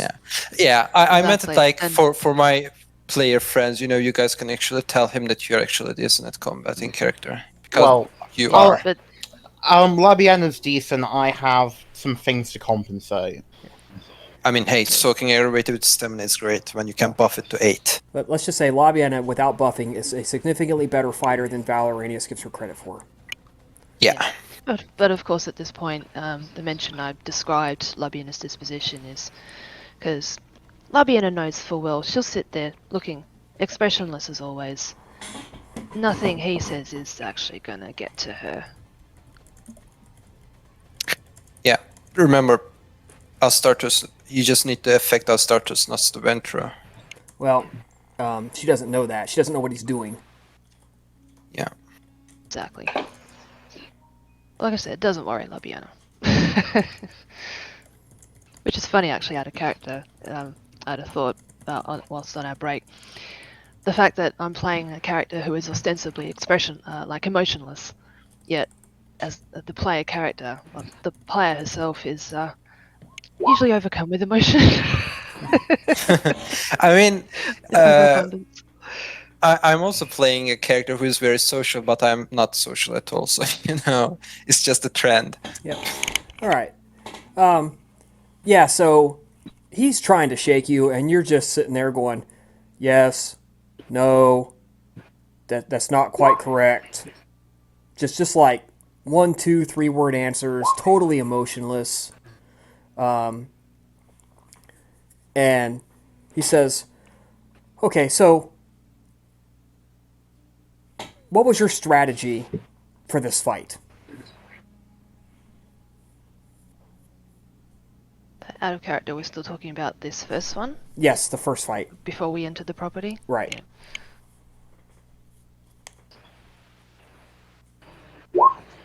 Well, ostensibly our strategy was to, well, obviously, happening upon this attack already in progress before we arrived, we had little time to form a decent enough strategy. So, as such, our strategy was to at least draw their attention away from the property and towards us in an attempt to initiate the protection of said property. Okay. As So, it was. how many attackers were there? To the best of your recollection. Yeah. And of course, to the best of Labiana's recollection, she will state the number that she saw.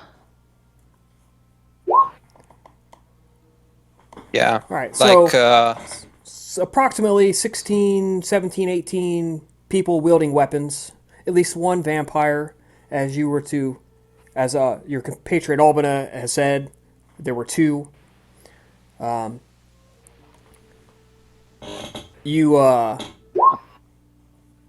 you felt that the 5 of you could take on 16 trained soldiers.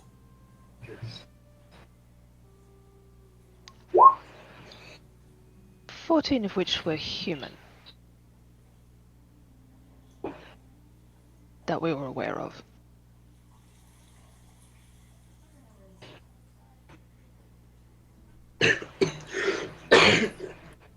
I see. So, you felt it was even odds then? As far as we can It tell. is.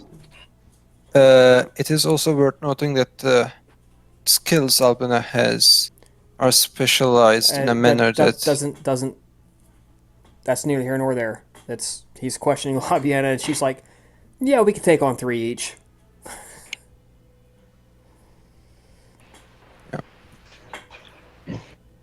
He just kind of looks at you. He's thrown for a loop. He's like, I wasn't expecting this kind of answer.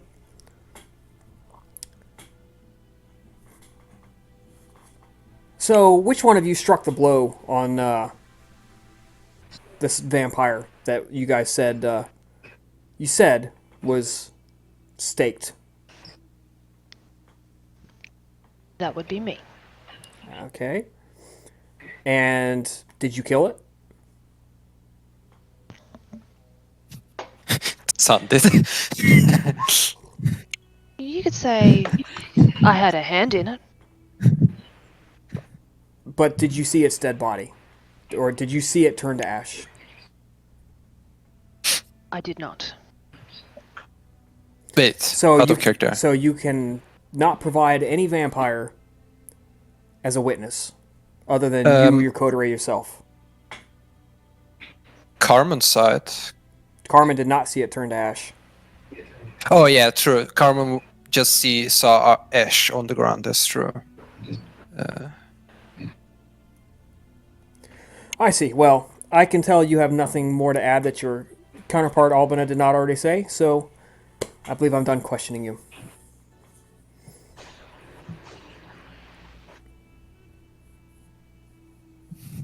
Arbiter, I yield the floor to you.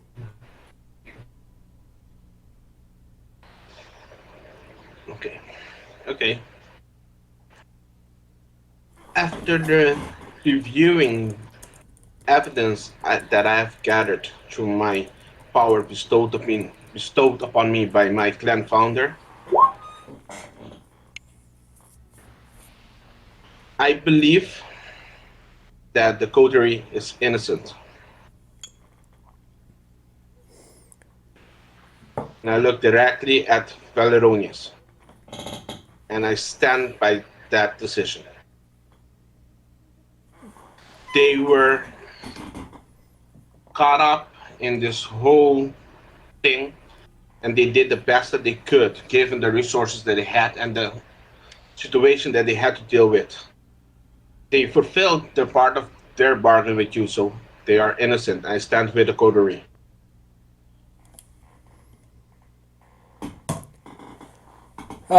He stands up and he says, "So you, Arbiter,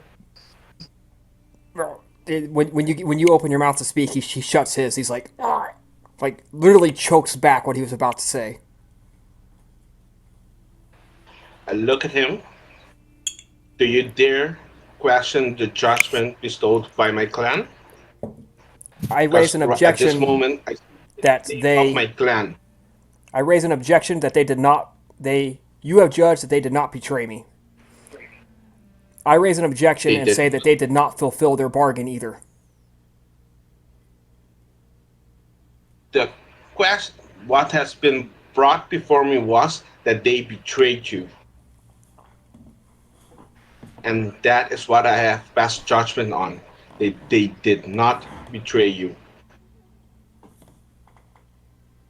That is what you have asked me to pass judgment on, if they have betrayed you. And that is what I have based my judgment on.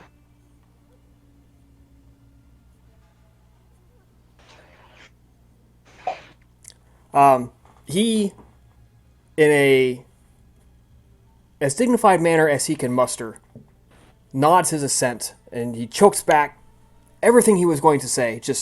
And you guys can see this is it's metaphorically killing him to do this. Does he want to say something offensive? Oh, he wants to. He wants to argue. Right. but he also is being held to his word, and he won't break it. And he returns to his spot. Decius will just give a quick glance at his patron to look what his state is. He has the Just, slightest quirk, just a micrometer of a quirk to his lips, that he is highly amused at Valeranius' reaction. And Decius will return his gaze to the judge.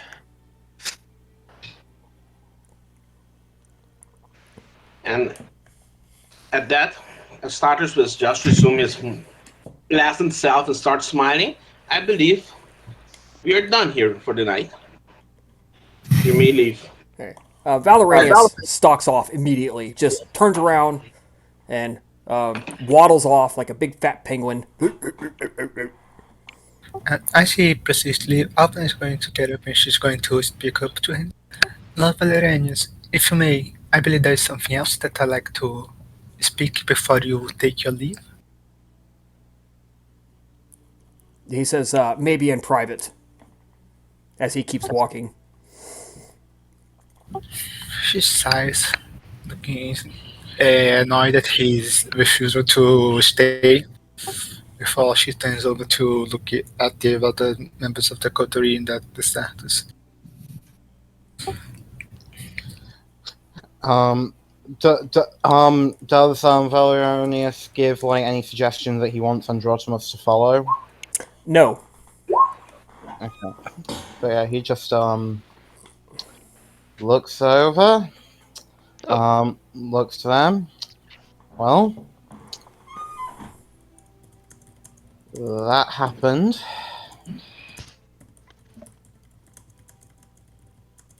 Labiena can be seen as Valeranius is walking out. She just kind of, just turns her head and casts her gaze upon him in her usual expressionless way, as he walks away, and once he's out of her sight, she'll just turn back. And if, we'll, get up if that is.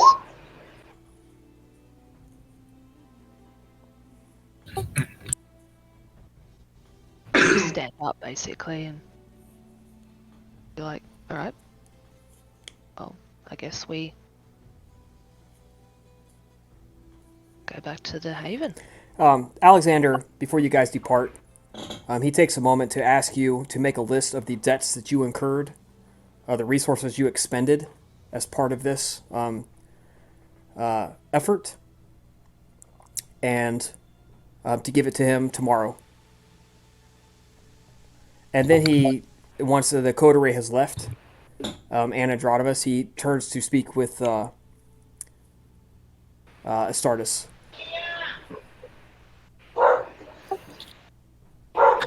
He says, I'm sorry, go ahead, Albina. Yeah, before they leave, Abner is going to look over to everyone and say, some of the questions that Valeranius raised did got me thinking.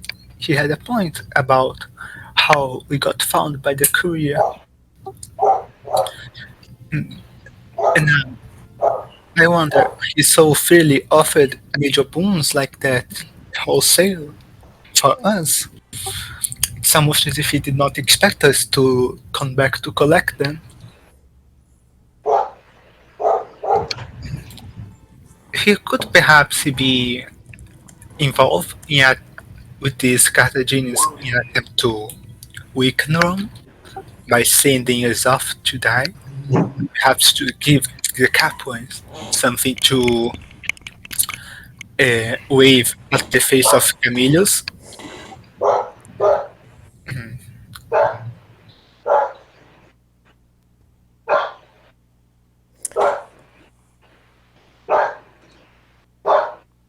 The dog raises an objection. So as you guys are talking this out, I just want to take this for a moment to...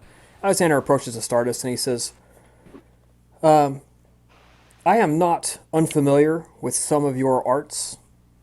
and I was confident that you would break through the barriers of proof to the heart of the matter of truth. I am impressed at your wisdom and your ability. I would like to make a bargain with you. I would like to I'm listening. ally with you, to be an ally among the court for you. I believe my coterie could benefit from your wisdom, your temperance, and your abilities in the upcoming nights.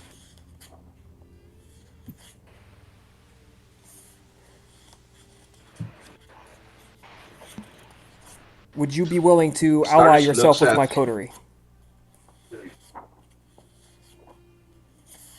Or I should say, with the coterie, that is of which I am a patron. But to be clear, I would not hold myself over you as your patron, merely as an ally. Okay.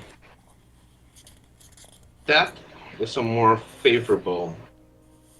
Because as you are aware, I prefer to be not involved in the politics of Rome. Prefer to be a neutral, as my clan has always been in times past. So I will accept Wonderful. your A bargain is this struck. alliance. I will see myself out. Do feel free to stop by if you have need of anything, or send a message to the coterie, or go see them. I do wish you a pleasant evening. And he takes your Astardia's hand, and he kisses the knuckles, and she's like, he exhibits no sign of discomfort at her appearance. And he does the Greek thing to you where he hugs you and does the cheek kiss, and then he sees himself out. And I would have watched how Astasia reacts.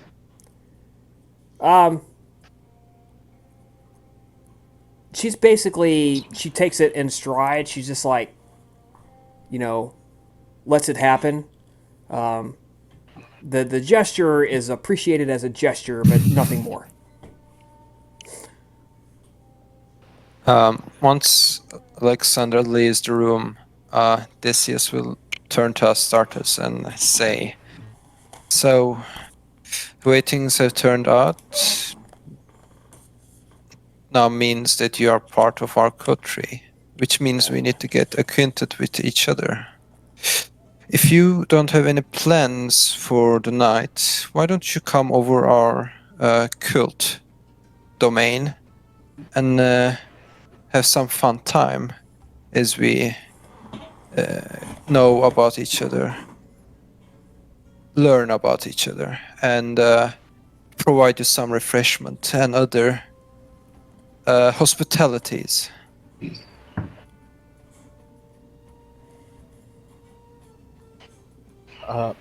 Okay. And at that, I will turn my head to Astasia and speak in Phoenician to her. When I leave, follow me in the background because I do not trust Valeranius. She nods. Remain hidden. Yep, she nods.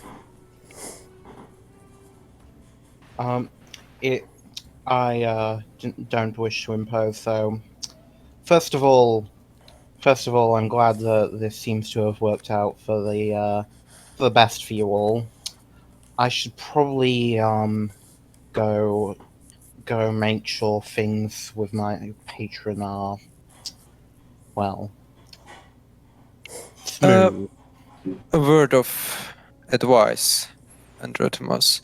It seems that your patron is rather angry at the moment. It might be better to just give him a night to cool down a bit more. Oh when yes. Oh yes. I didn't mean in terms of directly speaking to him. I meant more in terms of just making sure that I'm up to date on all my business. Make sure that I don't give him any particular reason to be aggravated at me. Ah, I see. Well, I haven't been with you through the endeavors you experienced in Capua, but if you come so far with my coterie, I feel like you deserve at least a invitation from us for a night to come over our domain and find acquaintance with myself and the rest of the coterie in a more civilized manner.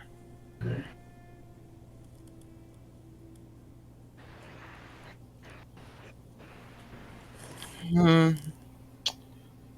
I suppose there's nothing wrong with that. Of course. Please, I insist.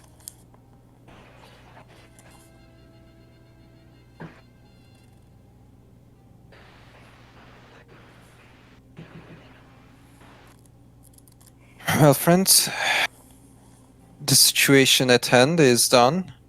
The result is success, despite the challenges you faced and the certain small failures here and there. But end result is what we desired at the beginning of this journey. And that means that we should celebrate.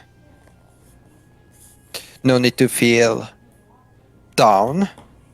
I know you are tired and you want to rest in a comfortable manner, but I suggest that we should celebrate nonetheless. Have a party. And at that, as Astartus will look at everybody, I have passed my judgment at this because what have been brought before me, for me to judge, was because Valeranius believed you have betrayed him. That's why I said you were innocent, but you have not fulfilled the bargain you had with Valeranius. Just remember that. Oh, we will. I'm sure things will settle down in the future with the regarding that argument. But we already talked too much about boons and betrayal and success. I think it's time to put it aside for a moment and just take pleasure in the night.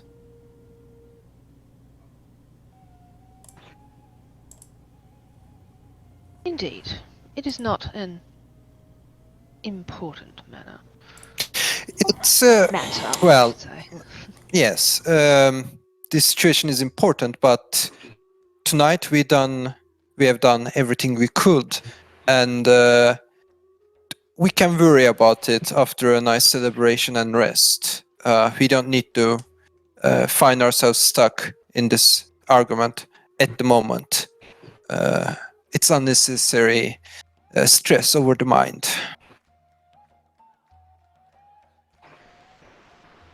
And with that, I think Decius will leave the room and just say, as he is going towards the exit, I will be waiting outside. I assume that we will go to the coterie haven, or do you guys want to go to your own places for the night?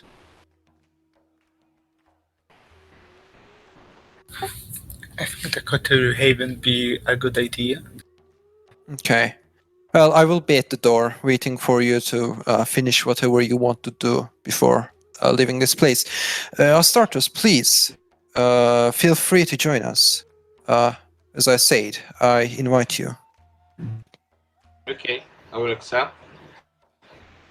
And I would like to have some words with Albina when we get there. In private, of course. If I may. Of course. Okay. And Astartus tells his servant Arashir to clean up and leave for the night. He's free for the night. And he will go with coterie. Well, let us depart then.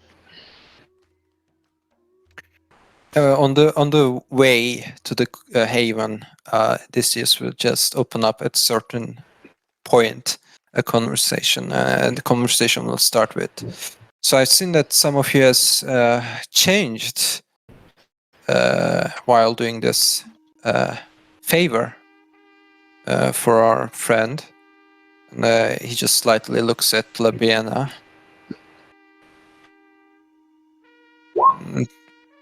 Well, Some what was- things must have happened, I presume. well, out of character, obviously.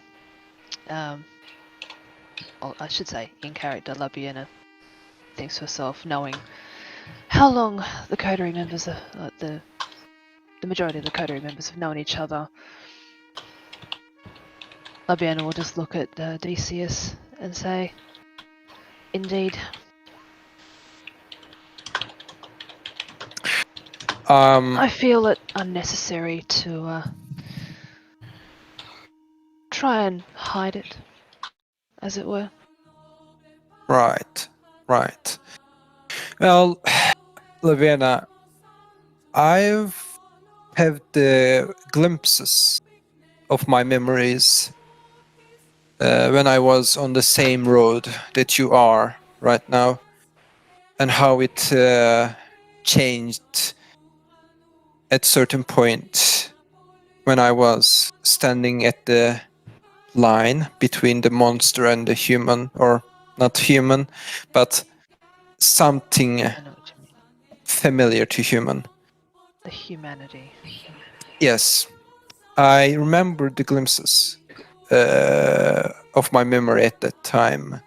And I can certainly say that the position you are standing right now, it's a very a delicate situation. So I suggest that you find a mentor to guide you, hold you by the hand, and show you the way, so you do not lose everything that you have. That would be a sad fate. That would definitely be unnecessary fate. Indeed, those are some wise words, Decius. I have, in fact, two, as it were. One to guide me on either side of the precipice. Therefore, on one hand, mentoring the, shall we say, unencumbered side, whereby I can do and partake in the things that I look to invest in and explore, can be what's the word I'm looking for? My brain doesn't work half the time. Taxi. It can be, I suppose, held together by what remnants of humanity continues to linger, perhaps further tampered by my other mentor, as it were, on that side. So Well, worry not. Nikodemos is not with us anymore, sadly. However, I do remember that he had a mentor of his own, which was of the same lineage as you are. Maybe the free slot that has opened with the disappearance of Nikodemos could be replaced by yourself. I do not know how hard, difficult that would be. But I simply see an opportunity for you if you wish to take it. Out of character, perhaps,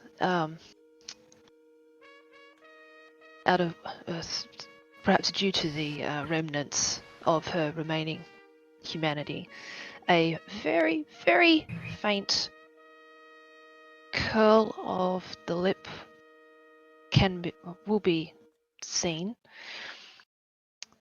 as she turns to Decius as they continue to walk. It is indeed. Pause for effect.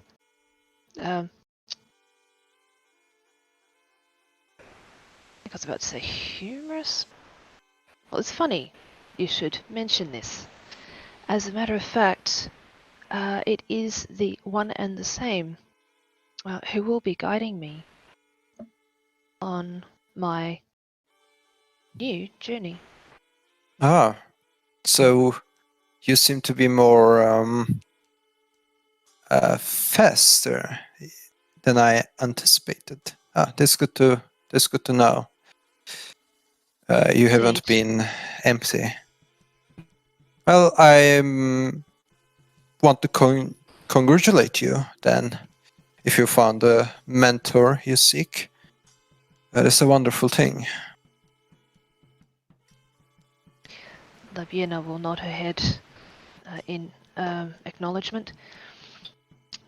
I thank you, Decius. I suppose you could also say that it is fortuitous that one of Nikodemos's former, well, I shouldn't say former, but one of Nikodemos's mentors should perhaps end up as one of my own as well. In a sense, and again, perhaps it is my remaining humanity speaking here, that in a sense it is one of the things that can help keep a small speck of Nikodemos with us as we carry forward. Certainly. Even if I had the least amount of time together with Nikodemos, he also had an influence on my existence, same as it has influenced you over the journey. It will be nice to remember him by the good deeds he has achieved, and put aside the failures he has experienced. Maybe down the line we will meet with him again, but if I understand the journey he is attempting, it's a quite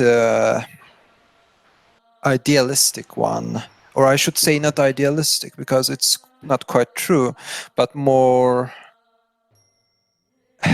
like a dream, an achievable dream. But maybe he will find some solution, some conclusion to his journey, even if it's not exactly the thing he seeks at the moment. I guess the best we can do is wish him good luck. Of course, and hope that he finds what it is he is looking for. I will, however, note that just mention that I would, in a sense, disagree that we perhaps shouldn't forget, or at least he shouldn't forget his failures. Indeed, in my experience, failures can help us learn how better to succeed in the future. Oh, that's quite true. I just meant it because the failures of Nikodemos does not matter anymore, as he has abandoned us. So we don't need to blur the idea of Nikodemos in our heads with the failures he had. It might be more beneficial to just remember the good things about him. Puts him in a better place in our heart. If you can even call what we have is a heart. Yes, I was about to say what is indeed left of our heart.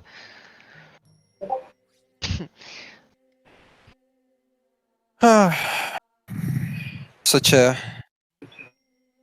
promising kind that's now gone. Anyways, we don't need to think and speak about the sad memories. Let's speak about how your journey was in Capua. I'm very curious. The only contact I had with you was the messenger, which I'm quite surprised he actually found you guys. It was told to me that he was the best, and that seems true.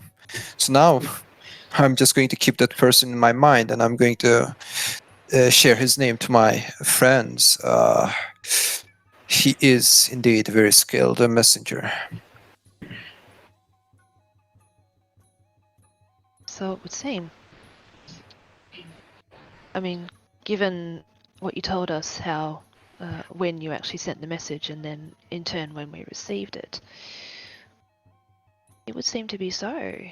He's good at what he does. Yes, yes. Actually, I expected you to send a message in return, but I understand why you did not. I'm sure the money must be short.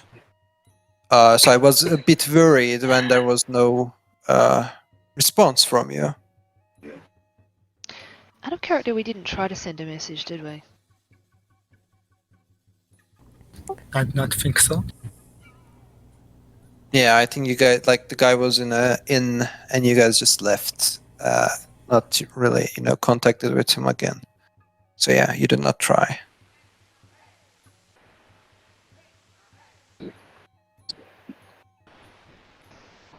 Oh, we would have had we had the means. Yes, of course. But I suppose we also felt that, if we were able to get ourselves back, we would have been able to relay the message ourselves.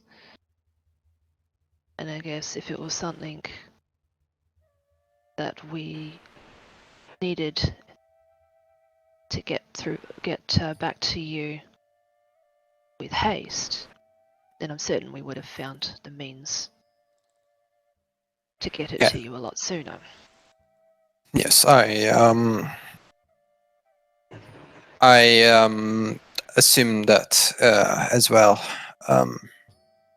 But still, you being in the enemy territory, I was still worried for not getting any response at all. But you are fine, and you are here, so it does not matter in the end. Well, one of your party isn't fine exactly. Well, Indeed. that's a very true assessment. But if we give headships a few years, she should be fine eventually. I'm sure we will make sure that she is kept taken care of carefully and successfully, and she's treated the best way we can treat her over the years. Her disappearance will be felt among us over the years, but knowing that she will return to us is all that we need. Who knows, she might even come to enjoy the experience. Yes, considering her kings, she might find something important in what she has experienced in Capua.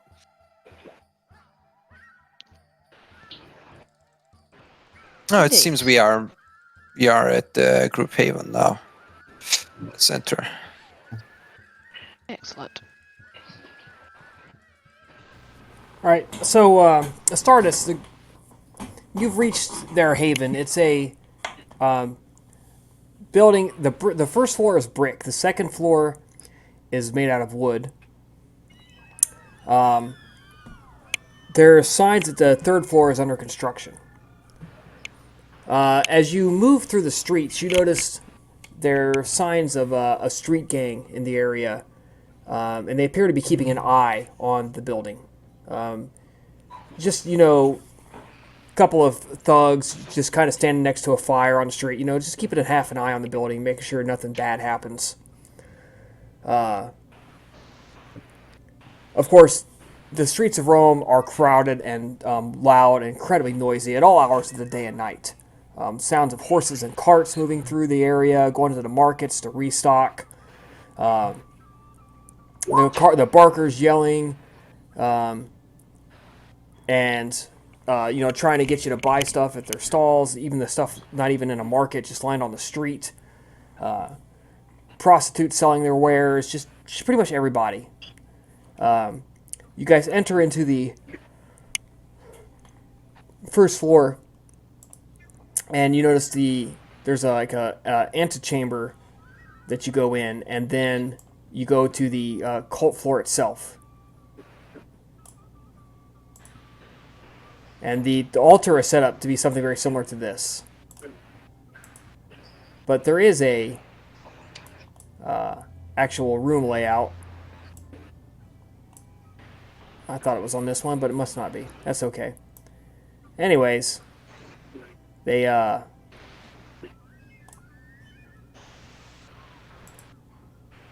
no, there it is. Next room over. Yeah, so they bring you into this first room here on the left, and then you guys can take them into the temple itself, or you can go down into the cellar. Your choice. I think just for the sake of what's the word for it? A nice first. First, what was the First impressions. Impression. Yes, first impression. For a nice first impression, I think we should just take Astartus to like the most beautiful place in the cult. If it's actually a place that we can sit. Otherwise, we should just go to a place that we can sit and Right. have a drink or so. Yeah, so you guys go down to the cellar, which is your personal quarters, basically, for those who stay in the group haven. It's decorated pretty much however you would like to decorate it. Labiana's chambers have skulls and research materials and waxes on everything from her, burning candles and trying to conduct experiments and nasty smells wafting out. Albina's chambers are, as you would expect, dark. She has not, in fact, burned a single candle or lamp in there in years. But the common area of the cellar underneath is set out to be somewhat pleasant. So some benches, Greek sofas, a lamp in the middle. Just somewhere you guys can relax and talk. Just enjoy yourselves. A painting on the wall of Albina's shadows engulfing a werewolf.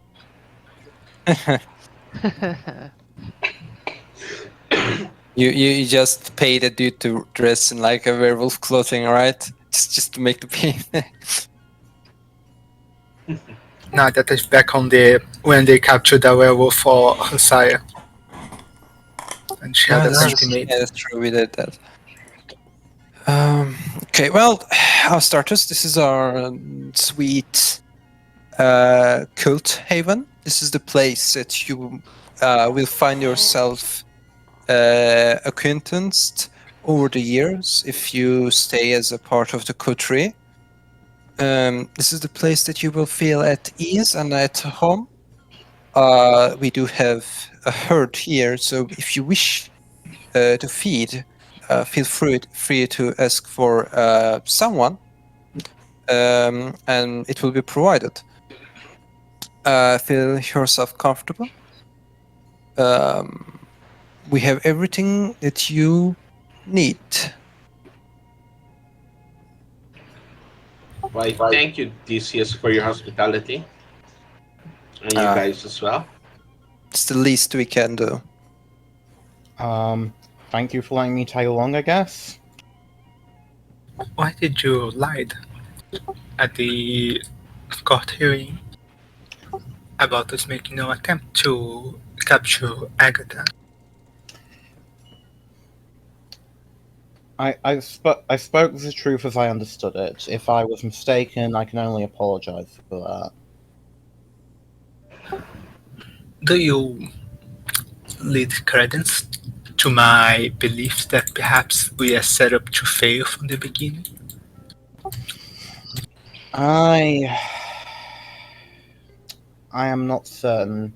I don't have a mind for not full as experienced with these kind of dealings as many others. I guess I will say that it was a surprising amount of bad luck that we tended to face, but perhaps that's just how things. But or maybe he basically shrugs. In your time operating under the command of Valeranius, have you ever seen him deal with someone that would be possibly of Carthaginian descent? Or someone that would be possibly under the subordinate of the master of Capua, Lucius? Um, should I make a roll for that? No, you haven't. Yeah. I I've never encountered such a thing, though. Of course, it's only been a few years I've been working for him, so it could perhaps he made plans. He made contacts with such individuals. Before I came into his service and was communicating in secret. Or, well, who knows? Well, I'm sure that, I'm sure it is entirely possible that, regardless of what Valeranius may or may not have planned, I'm fairly certain that he would not have exposed any of that to you. Or, anyone else who he felt didn't need to know.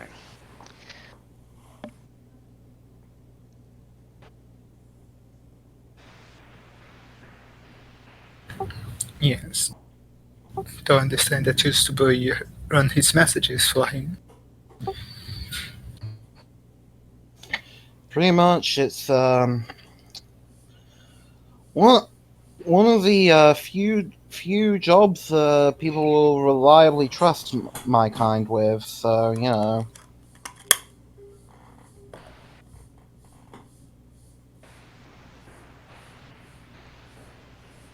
You know, Androtimos, I hope that the situation you've been put under does not damage the relationship you have with your patron. It has to be a very uncomfortable situation. On one side, he has his own desires that naturally you have to consider before saying something. But in the other hand, you're also put into this weird relationship with my coterie members. So I hope that you don't feel how to say it uncomfortable with what's been put on your shoulders. It's just one. It's just something I'm gonna have to deal with. It's fine. You know, if you burn some bridges in the future, remember we are always open to building up new alliances and friendships. So if you need us, feel free to come to our haven and ask for our help. And based on the situation, I'm sure that we will be open to hearing what you have to say. Oh, bear it in mind. I've got my own stuff I need to deal with. I don't necessarily want to drag other people into and right now, but I might need help, and well, yeah, who knows? Maybe one day I'll piss someone off who I really shouldn't have, and will desperately need the protection of whoever I can. But hopefully, it won't come to that.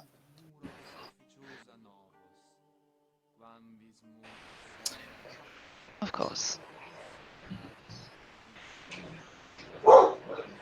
Abner turns over to Astartus and approaches him. Well, it has been a while since we last spoke, since we last met before I departed the city. How has your nights been ever since that night? Have you been well? Yes, it has been peaceful.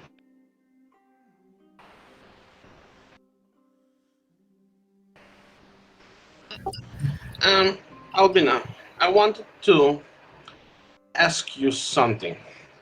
Now, out of character, did Androtimos tell that Albina used of called forth spirits or something like that during the trial? Yes. I believe I mentioned, yeah. Yeah, okay. Albina, during the trial, Androtimos said that you called spirits. And as my reputation sometimes precedes me, I'm a scholar, I'm a seeker of knowledge. And the area that I like to dabble in is the occult. Are you willing to tell me what is it that you actually called? I'm just want to know from an academic point of view. No, What I was am it? Okay. no, I am not. Certainly not freely, and certainly not to one that is not part of my bloodline, so to speak. Part of no, is not has the blood of the abyss in his veins. Okay, so it was not, you didn't actually call the dead. That was just what I wanted to know. If you had the ability to speak to the dead. But, okay. He smiles that boyish smile of his. And continue just normal conversation then.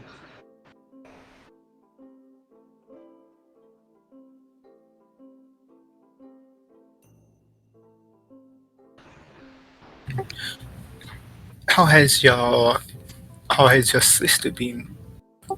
Further, she seemed to be rather doing well.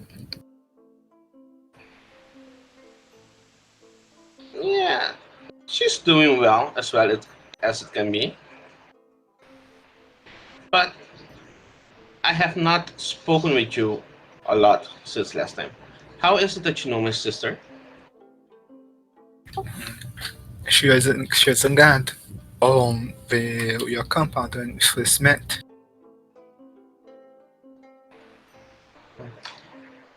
But I have not introduced her as my sister. How did you know she was my sister? Haven't you? Oh, that might have been my bad. Okay, yes. She is my twin sister, so you might have recognized from the aspect, but she got embraced later in life.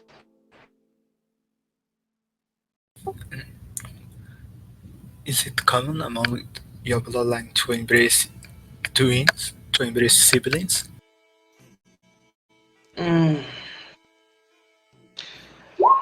As twins are a rare thing, I believe our case was more something of a luck, because we were both embraced by the same clan, but distinct castes. I'm of the more of the academic. I'm a scholar. I'm from the vizier caste, and my sister was embraced from the judges, those that fight and defend the clan. So while we are both children of Hakim, each of us has our own task to fulfill within the clan of Hakim.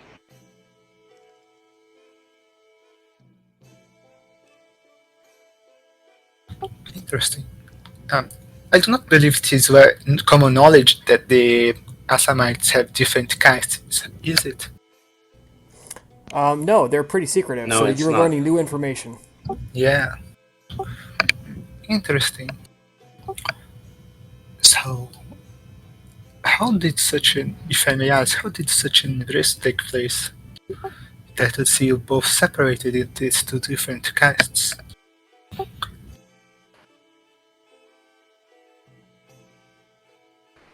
Each caste look for something specific in the people they want to embrace. My caste saw my ability to learn as important. If I was a warrior, I would not have been embraced by my sire. And I believe my sister was the other way around.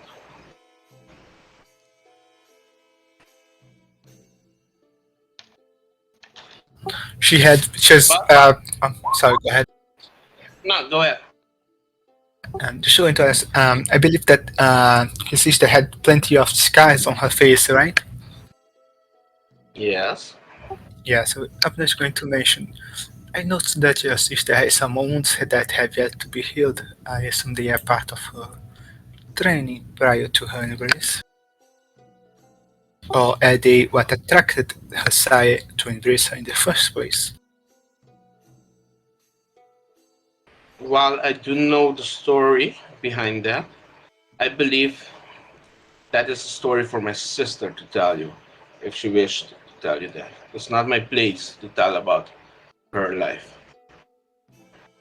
Of course. I don't mean to pry. Don't mention it.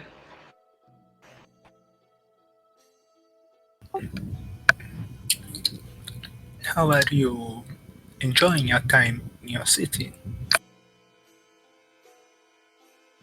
You are not a local from what I can see, yes? It's yes, completely different from what I am used to from my clan, but in my mortal days, I used to travel a lot with my father, so I have been to Rome and to, my father was a merchant, so we have been to all of a lot of places in the area, so I was familiar with Rome from my mortal days.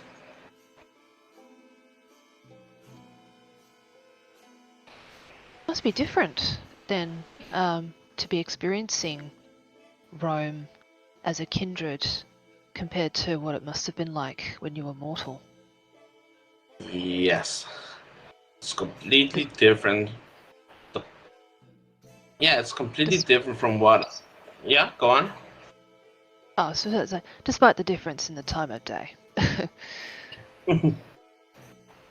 Yeah, it's completely different to what I am used to, but in this world you have to adapt, otherwise you will end up a pile of ash.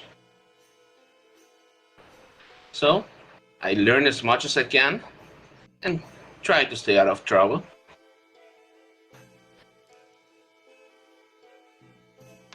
You mentioned you're a scholar. Yes, I am. And you I see that he admit, starts smiling. I do admit,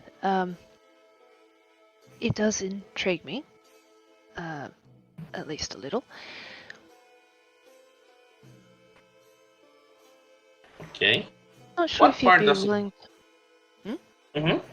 Yeah, go on. Oh, I was just gonna say, I am curious, what types of things you like to learn about. You don't have to be specific, but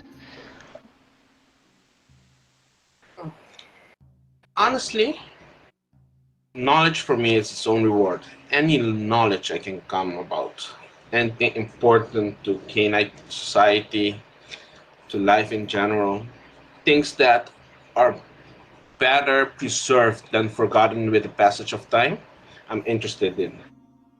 But I'm fascinated by all things occult. It's like I'm drawn to it. hmm, then you and I actually have something in common. I believe so, child of the clan of death.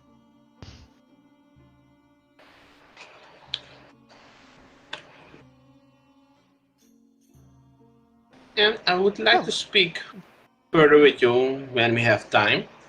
More about the occult, if you may. Indeed.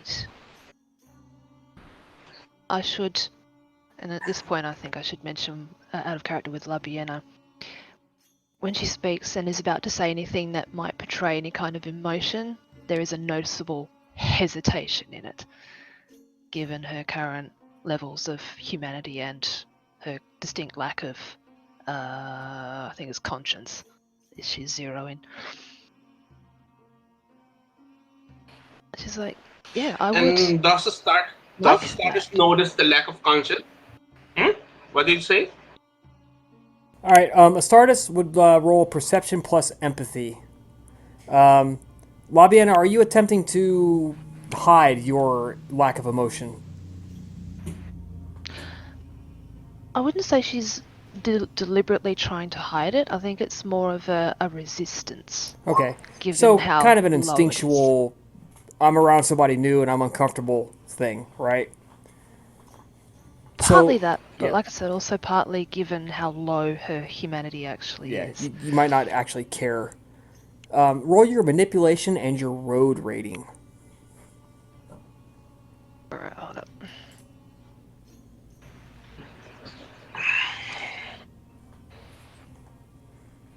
Manipulation. I might manually roll this one.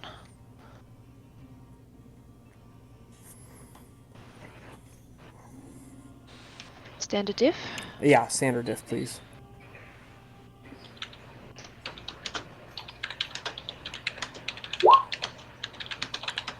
Okay. So Astartus, you got one success. You definitely notice that her road score is distinctly very low. She doesn't breathe. She doesn't blink. She just kind of stares. Her eyes barely move just to track what's going on. She doesn't have the reactions that somebody with a high humanity rating would have. So yeah, she's definitely like very jaded.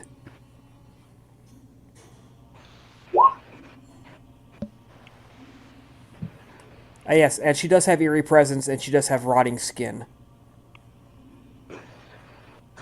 She looks like a literal corpse that's half walking- decayed. Yeah, a literal walking corpse.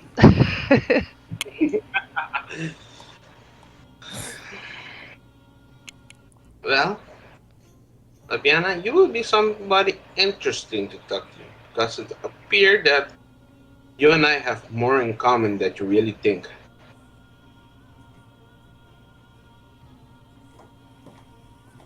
Yes, it would appear so. But we will have time assure of that in the future. But now, let's all enjoy the festivities. You made it back alive, so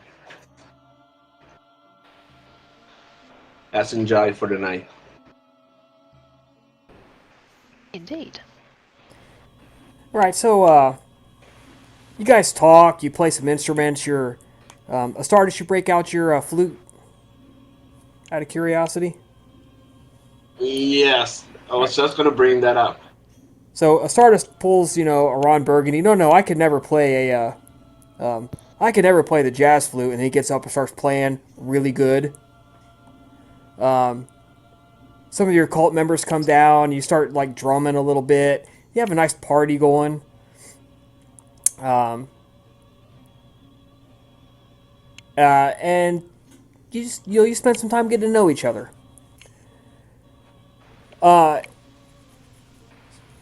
So Alexander did ask you guys to give him a list of debts that need to be repaid as part of what you did for Valeranius.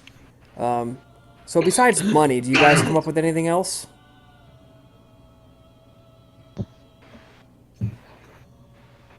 Can't actually think of anything offhand. Is there anything else we might be forgetting? was there? Oh, that was at our own cost though, so I don't know if that would count. The hiring of various transports and. Oh yeah, that's Yeah, all those money. are our own money. Yeah. Not quite money, but we did put off one of our goals at the disposal of the chariot guys, the transport guys, and we did. And Dasius did put one of his clients at the up to this task, so perhaps we could get him to assign some of his own clients and goals to serve us for a time. Oh, that's probably not going to happen. But he will repay you all the cash that you expended. So you will regain if you have spent temporary resources; those are immediately regained. So For everyone? yes, well, anything spent did- in the course of these favors. Right. Trying to remember if I actually did. I don't think I did, but. I believe, I believe the all money we had was enough to just, Yeah. get the transport Well, to the In any Ludus case, and he it- does. If you like bought carts or you know anything you lost, he replaces your clothing, all that kind of stuff is all that's true, replaced. being a patron. Well, he's not Um, being a patron. He's doing what he was told he had to do, and that was part of the bargain. Was he had to repay your debt. So you gave Okay. him a list. It was repaid. He repaid what you Okay. gave him. Yeah. Out of character, you guys did forget something. What did we forget? You owe minor boons to Canaanites and Capua, which you could have put on the list. Yes, fuck, yes. Yeah, well, we can do that as well. Ah, too late. I already told you about it. Okay. I did Wait, offer you the what? chance. It's just that thing of you remember just as you've already sent the list. Yeah, you guys got the money back, and you were like, I swear we're forgetting something. Oh, fuck. Well, too late. Damn. It's, Oh, well. it's fine. This is not owing any favors to the Copeland Right. kindred. Because So, he wasn't there.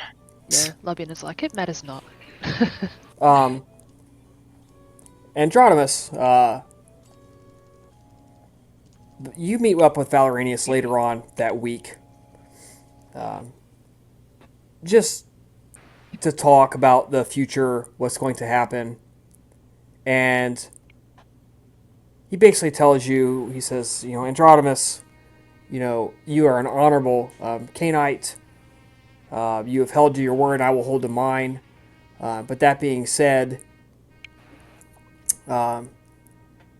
with my holdings in such shambles and disarray, I feel that I cannot really use you in the way our bargain was structured. So, if you need something, you can call on me. But for now, you are free to roam throughout the city as you will, to hang out with anyone you wish to mingle with. But just be careful about any promises you make. Of course. Thank you. All right, Labiana, you had some people constructing a lab, right? Yeah, that's right. Yeah, you're gonna have to refresh my memory on this. You were, from what I recall, you had discussed trying to start your own corpse disposal business, right? Is that what we're talking about here? Trying to remember the specifics. I know at one point, I was hoping to at least start with the local disposal business and probably, I wouldn't say branch out, but I mean that of course was initially just for access to, all the corpses that I needed. Okay. And then when it was offered that, I believe it was Decius, correct me if I'm wrong, who had offered to build us anything we might need. He did offer to build you. Yes, for he us. never gave a Yeah. specific time, but he said that he's going to do it eventually. Yeah, no, that's alright. Like I said, I'm just trying to remember how long ago that was. So just to He essentially intended that when things calm down, he's going to slowly do it for you guys. but he never give it. He never give a certain time. Like I'm going to do this before this or that. He just said that he's going to do it eventually. Yeah, it's all good. And it is ostensibly just going to be laboratory up the top, essentially, with the possibility of a private haven down below, underneath. Sort of thing, dug into the ground. If that's even possible. I think the structure will be a problem. I'm not sure. I don't know if the structure works like that in this age. Yeah. Like it reminds me the thing with the Alexander house, when he dig the ground and then Yeah. the whole Yeah. place collapsed. Yeah. Your fate might be that if you do that. I don't know. I figured all she needs. She doesn't need much space. Like just a So wait, kind of a hole in the ground with a trapdoor, enough for a crate or something where she can just hide for the night. So wait, was this like whatchamacallit? Personal havens for each of the coterie members? I forget. This. You mean the Decius's promise? Yeah. No, he said that he's going to. No, he's not going to build anything for you guys. He said that he's going to turn, if you have a haven domain, or a haven, yes, he's going to turn it into a stone domain. Because as it is, I think yours is wood or some other resource which can burn in a great fire. He's going to finance your havens to be essentially wrecked, destroyed, and then replaced with stone. So he's not going to build new havens for you guys or anything like that. He's just going to take your haven, if you have one, and make it a stone structure. Then So you're more ship of Theseusing it. yeah, kinda. The idea is that slowly, one group member at a time, slowly just turning your haven into a stone haven, so that eventually you have protection from fire. Okay, I must have misunderstood in the beginning. I mean, it's been a very long time since I said that out of character. It's been months since I did that, so it's normal that you guys forgot the specifics.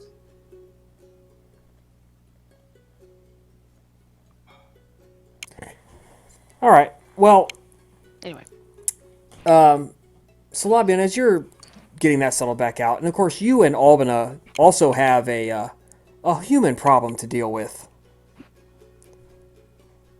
in terms of some mortals who are being held somewhat against their will in the group haven.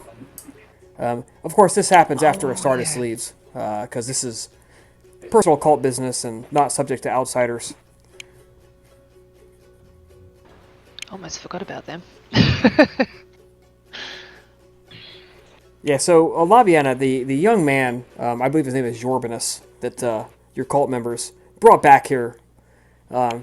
He's like, hey, he comes up to you and he goes, hey, so listen, I really appreciate you guys feeding me and everything, but, you gotta let me out of here. I gotta go. My master is really gonna be mad at me, and, I have to go and, actually, work.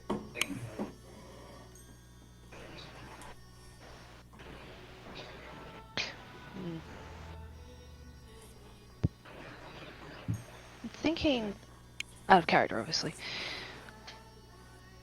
Not sure if Laviena would notice any sort of indications that he might just be trying to escape and never come back, Well, yeah, or that's whether he might actually be pretty much it. Yeah, telling the truth. He's being. I mean, you have auspex and a lot of experience. If you let him go, he's never coming back. Back. And of course, Labian has no conscience at this point. So I could just almost picture her like walking up to him and extending a skeletal hand. Like, you've probably all seen this in movies, where the hand will extend to the person's face, and sort of curl up with one finger extending and just basically runs it almost gently along their chin, Yeah, the side of their face, and along their he's chin. literally quaking in fear at this appendage that's caressing his face, and he's just like, oh god, like yeah, he's quivering in fear.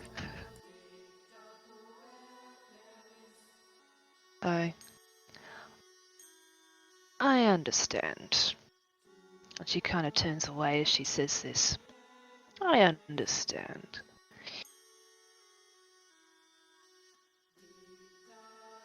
It must be... And she'll turn back and sort of stare directly into his eyes. Important to you.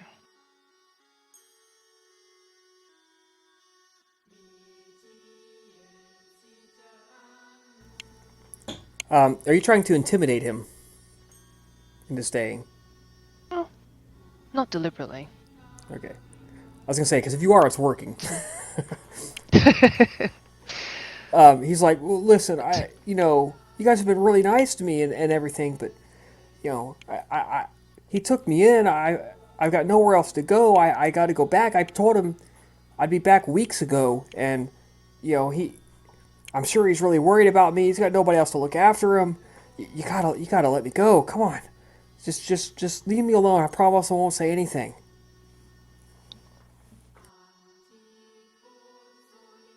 At this point, she kind of stands still. Her, the head kind of down, where the hood is kind of drooping, almost covering her facial features. She stands like that for a moment. And as she does, she'll begin to speak up. I mean, I could. With a slight break after saying that, she takes a step towards him. Slowly looks up and says, "There's only one problem. You know far too much." And at that, takes his wrist. Obviously try not to grab too tight, but also not too loosely so as he can escape her grip. I'm afraid I can't let you go. All right, he tries to run. He's a strong kid. He's done some blacksmithing work and stuff, and he tries to pull away. You don't have do you have potence? I believe she does. I think it's only Yeah. one dot. I think she actually does. If you do, then he cannot get away. You are too strong. You just clamp on him, and he's like, "No, please let me go!" And he tries to pull you away, and you're just like, "No." And you just stand stock still, holding on to his arm as he starts bucking away in fear, and you just don't move at all. Just hold him. Yeah, literally just staring at him, expressionless as And always. he's begging you, "Please, just let me go, please!" Like almost crying in tears. "Please, I swear, Jupiter, I swear, I won't break you oath, I promise. I'll be good. I'll never let this happen. Please, just leave me alone."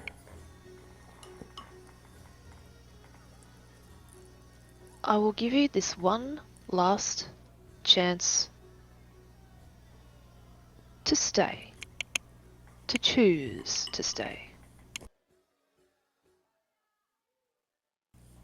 Yeah, his eyes are rolling up. He is much too panicked to make a rational decision at the moment. You have almost literally scared the shit out of him. Oh, and we just cleaned up as well. Yeah, he's on the verge of just breaking down, of like just collapsing in the corner and sobbing.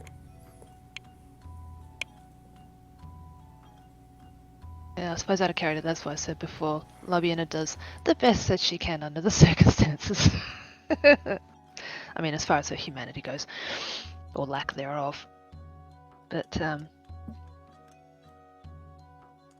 in a sense, she, as I said, she probably only stands there for a moment more, realizes that, you know, it was a futile attempt at best, and decides, well, I guess I've got to do what I've got to do. Well, and she turns back to the man. Well, you had your chance. I'm afraid I have no choice. And of course, she'll just, actually, we do have holding cells, I presume? I don't Yeah, know. something Or- like that. Basically, you'd bar him in one of the rooms and not let him go. Yeah, so she'll just not, or only drag if, well, not literally drag, but kind of just combination of drag and guide the Okay. man down there. Yeah, you throw him in the hole. And, Throw him in the hole. Yeah, put him in the obulette. And what are your plans with him? Not the literal one, I hope. Well, not the abyssal obulette, just an actual obulette. Yeah. A steel, well, not steel, but you know, iron one. Is iron a thing at this point? Or You is it throw him in the still Vietnamese prison hole, where it's a hole dug in the ground with an iron grate on top. iron? There you go. I was just trying to think of which metal was more, the cheap metal that was most prominent at the time. But yeah. So, as for what I'm going to end up doing with him, she's going to keep him alive for now. So if they need perhaps like a sacrifice, like a human sacrifice, or they need sort of blood, but immediately, I guess, for whatever reason, just keep him there for that until he no longer becomes useful, and then may keep him beyond that if he ends up dying. Now, let me make sure that I got the people correct. Labiana, you got the guy, or did you have the girl and her friends? Because I get this mixed up all the time. Let me check the Discord. I can't remember. Hold on. I did read it, but It's the other way around. Other way Open a around. God damn it. it's the. All right. Oof. I screwed that up. All right. So, yes, it's this 12-year-old girl. I take that back. And she's got her little friends with her. And imagine the same scene we just did. Except instead of a strapping 15-year-old lad, it's a cocky, headstrong 12-year-old girl. And she's like screaming at you. You fucking bitch! I'll fucking kill you! I'll make sure I'll hang you up by your ankles. I'll make sure I'll split you down the middle. I'll make sure I'll widen up your dirty cunt until no dick will ever touch the sides again, you stupid whore. And she's like full of piss and vinegar, but all of her friends are scared shitless. And she's like wildly screaming at you and like try to hit you with her little 12-year-old fists that do nothing but like give you a nice little padded massage. And she's like, full of fire, like, I'll fucking kill you. You wait and see. I swear to all the gods, I swear by Jupiter, I swear by Juno. Oh, Vulcan himself, I will make sure that my fists are the last thing you see as I punch through your face.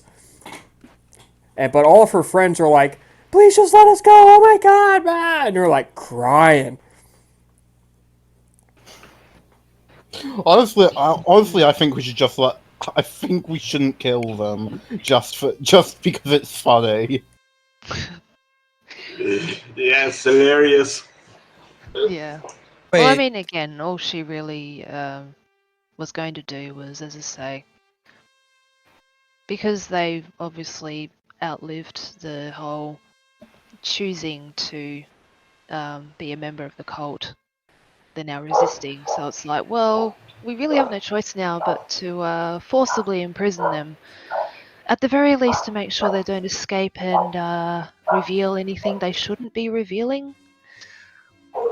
Um, You know, Isn't this- so protecting I'm the going to give masquerade you and all. a intelligence plus empathy roll. No, yeah, intelligence plus empathy, or manipulation plus empathy, whichever one's better. Isn't the goal with the girl and the group to add some reinforcement to our protection for the cult? Was Uh-huh. it for some other? That was the goal. Okay. Why are we scaring her right now then? I don't know, I- but we're gonna go on. I don't know.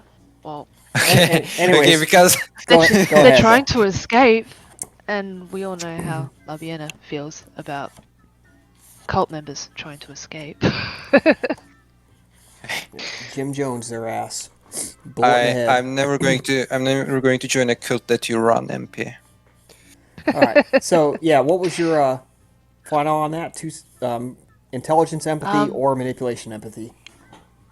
I get the feeling manipulation empathy is probably more suitable here. Whichever one. This is going to be a set blackmail. It's a roll to blackmail. Empathy. Standard diff? Yes, please. This is unmodified by your eerie presence. Okay. What we need is a good propaganda teacher. Hold her friends hostage. She'll stick around for them. Aw, that's cute. I thought she wouldn't give a shit. So that's a good idea, actually. Like, you do as we say, or your friends.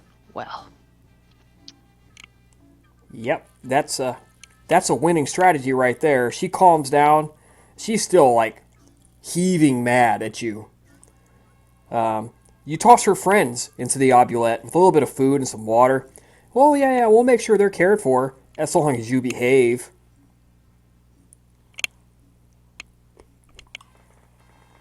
Yep, that will work.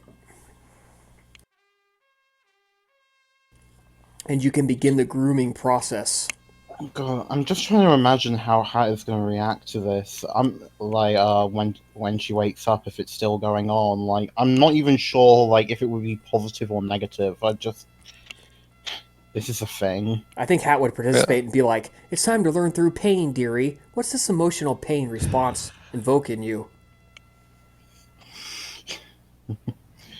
Oh boy. Okay, and Hey. Albina, the young man is talking to you, and he's like, "Hey, listen, I gotta go." You know, he gives you the same arguments. I gotta go. It's been lovely. You've been great people. I really appreciate it, but I gots to go. I gotta go make money for my master. Your master. Don't worry, I assure you, you already made more money to him than what you could ever hope to see in your entire life. And then she's going to pull out. Would she be able to get herself a forged copy of a deed of ownership of slave ownership? Ownership of what? Ownership of him. He's not a slave, so no. Yes, but so a forged one. Something that she, like she's trying to make him believe that he got sold to her. That Probably she- not, because he.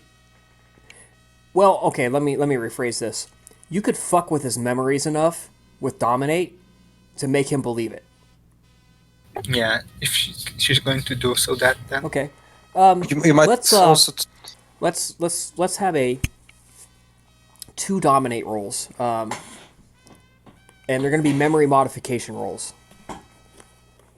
Can that fuck him up mentally? Just to be clear, like Yes. make him a vegetable state. No. Not unless she does something really like weird. So what you've done is you can, of course, obtain one of these documents. You know forgers, and you can get it done for a pretty decent cost. It's a forged certificate of slavery, and what you're doing is you are attempting to modify his memories of his master selling him to you, Yes. right? To make him believe it. Right? Yes. I would like you to roll your wits plus subterfuge at difficulty 3, and I need you to do this twice. I need Can I you. use You need to have 4 successes on both rolls. Can I use a willpower? Yes. I'm going Only to on use one of the 2 rolls. So the other roll has got to be all dice. using a willpower on the first roll. Okay. Ooh.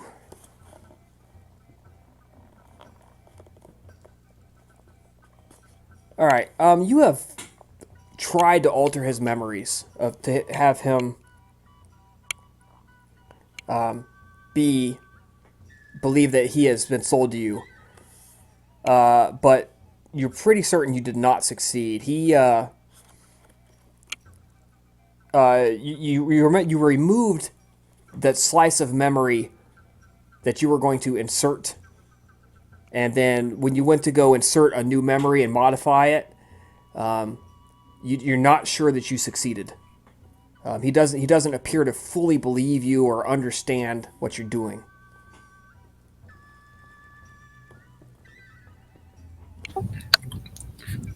You were seen as a failure, as something pathetic. Could not even avenge your father. I made an offer that I'll take you off the hands of your uncle, and he accepted it. Now, the question is to see if you are going to fail me as you failed him.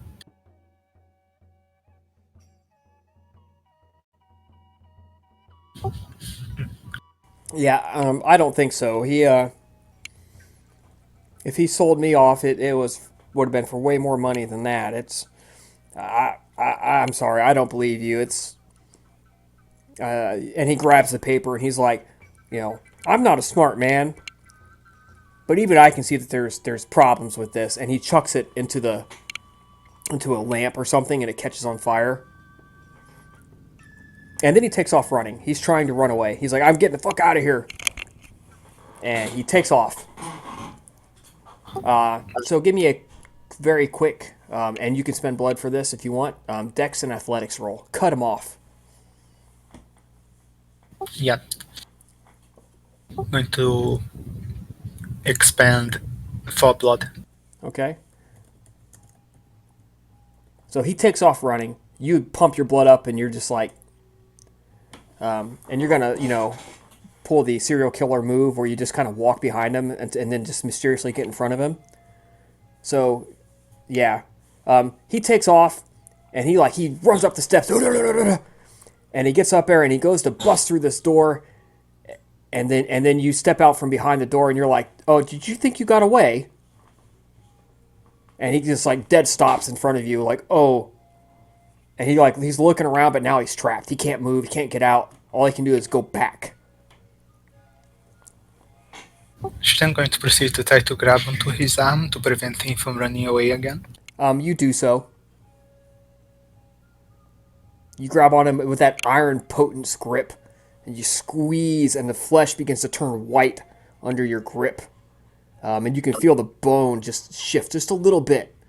Not enough to break, but enough to let him know that his arm is now your arm, that you could rip it off if you wanted to.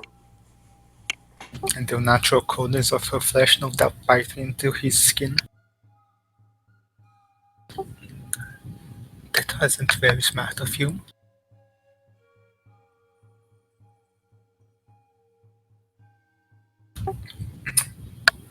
She's going to proceed. She's going to look at him over for a second, then she's going to reach into her scholar and pull the gladius.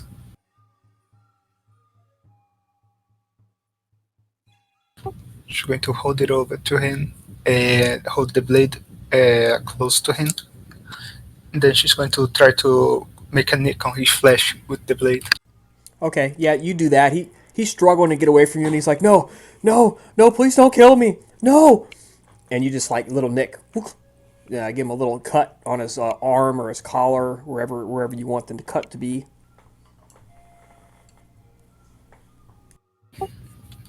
Look at you, running. Tell me, did you do the same thing when you first tried to avenge your father? Did you run from his killer?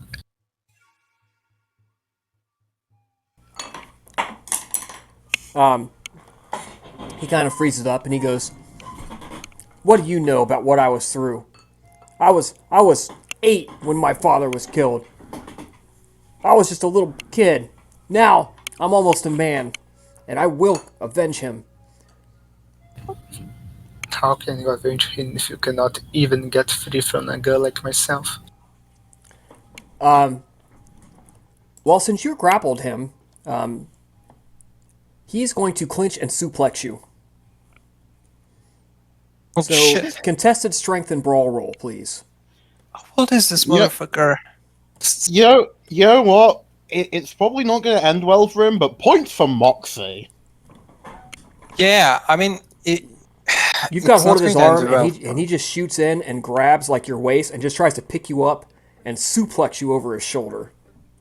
I'm going to use blood to auto-success the potence. And you are going to Yeah. automatically succeed anyways. So he shoots in and he goes to pick you up, and it's like a rock. He just goes and like, and he tries again, and he looks at you and he's just like dawning emotion of, "I am fucked 6 ways from Sunday."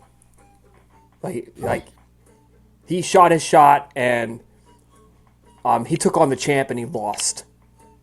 Does it even look like a suplex attempt because he failed so miserably? Wouldn't it be just like trying to escape from the grip but not flinching at all? It's like if one of you guys walked up to, Andre the Giant or, some Nathan Jones or somebody, and you're just a normal dude and you Big try to Show. pick him up and it's just like, "Oh God, I hurt my back." I mean, that's kind of what it is. She's going to actually, as she tries to suppress her, and she managed to use her supernatural strength to keep herself in her position without budging. She's going to start smiling at him. The look of disdain that she had on her face being replaced by a look of slight pleasure.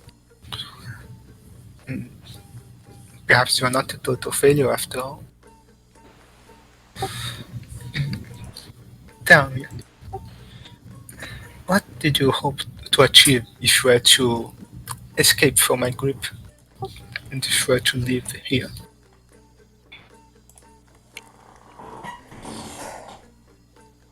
I was going to run,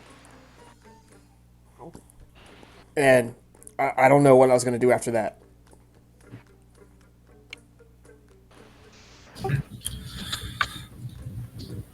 Would you seek revenge for what happened here? Perhaps seek to have this place destroyed, to have me crucified. From the look in his eyes, he's shocked into senselessness. He can't come up with a coherent thought right now. Like he tries to answer, but it's like just like all of it's stuck in his mouth, and he can't actually express anything. She's going to tighten her grip, actively trying to break a bone on his arm. All right. He falls to his knees in pain as you continually tighten, and you're like pulling, pushing his arm back, and he falls to his knees, like, "Oh God, it hurts!" And you can hear the bone, you can physically hear it beginning to bend as you just millimeter by millimeter move it to where it's about to snap. I asked you a question. He's like, "Oh God, I don't know.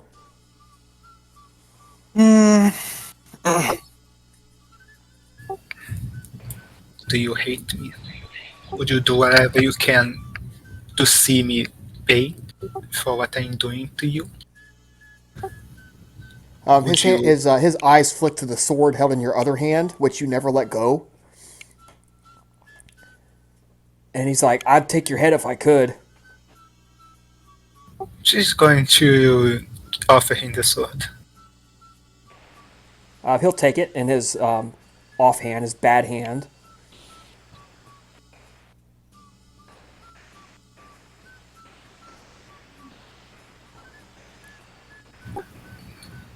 And as soon as he has it, he will attempt to run you through.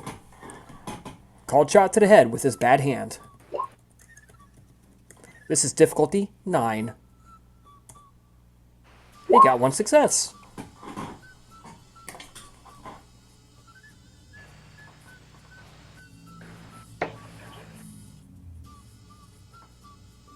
You just take it? Just let him hit you in the head? Or what? Yes, she lets him hit her. Alright.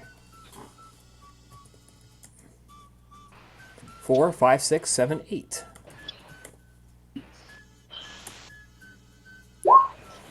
For a mere 2 successes, which your fortitude is, and don't even roll to soak.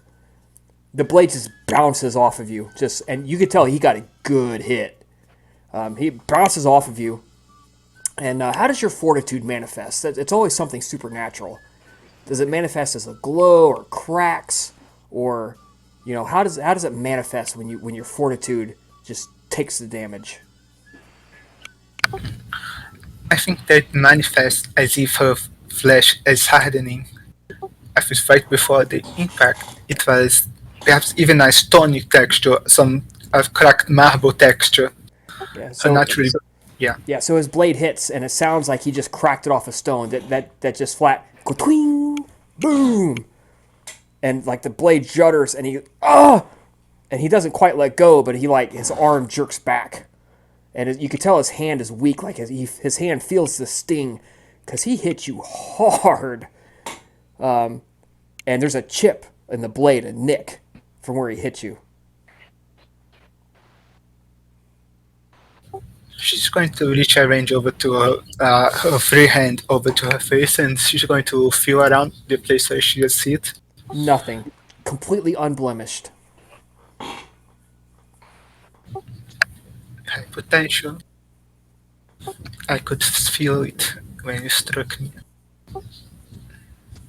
But the thing is, do you really think that this potential of yours is going to be nurtured by your uncle? This potential to not just survive in your city, but to make your will into to make your desires to fruition, to see the ones that wrong you first suffer and punish, and to see them punished, to run through the next one that thinks they can catch you and capture you and kidnap you. Okay. I would like you to make a charisma plus intimidation roll. Plus 4 extra dice. Difficulty 3. If you succeed with 3 successes, you have broken him to your will. With way more than 3 successes, you can see the idea you just planted take root in his head. As he bows to your words and he realizes that he only lives because you let him live, and you offer him power that he can use in his own goals, and he wants it. As he bows, she's going to kneel in front of him. She's going to place her hands on his cheek and have him look into her eyes. I will nurture you into becoming a weapon that you see the entire body.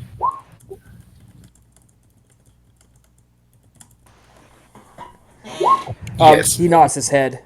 He's like, if I can do what you can do,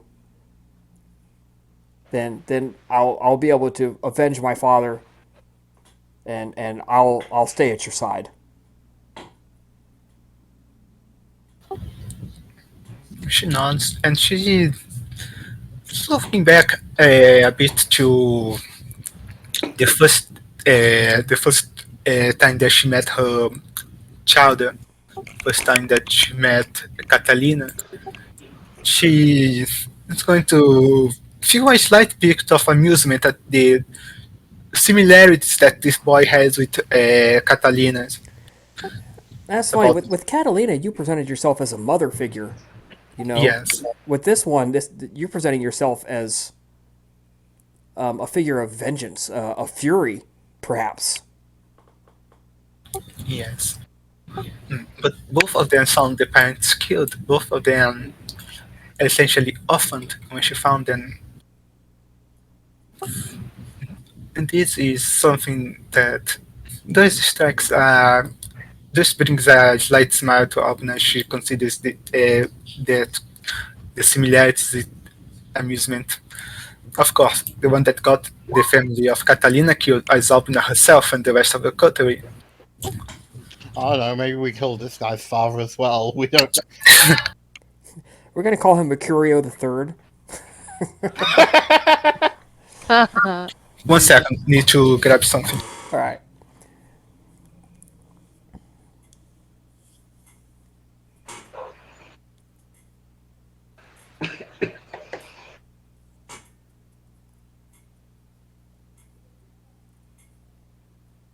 Back. Okay. Okay. All right. Yeah. Let's wrap up for the night. I think this is a good stopping point. You have turned him to your cause, as it were. You're going to begin training him and everything. I'm going to give 2 experience points to everyone tonight. All of you except for Hatshepsut and Androdamus have earned your. Well, no, sorry, even Hatshepsut, but not Androdamus. Get yourself a 1-point enemy in Valeranius. Oh boy. It's a 1-point enemy because he's not out to kill anybody. He just wants to fuck with you and get a little measure of revenge.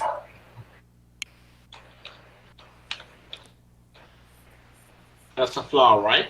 Yes, that's a flaw, but you don't get any points for it. But you got it through roleplay. I just want to know. Go ahead. Sorry. No, go ahead.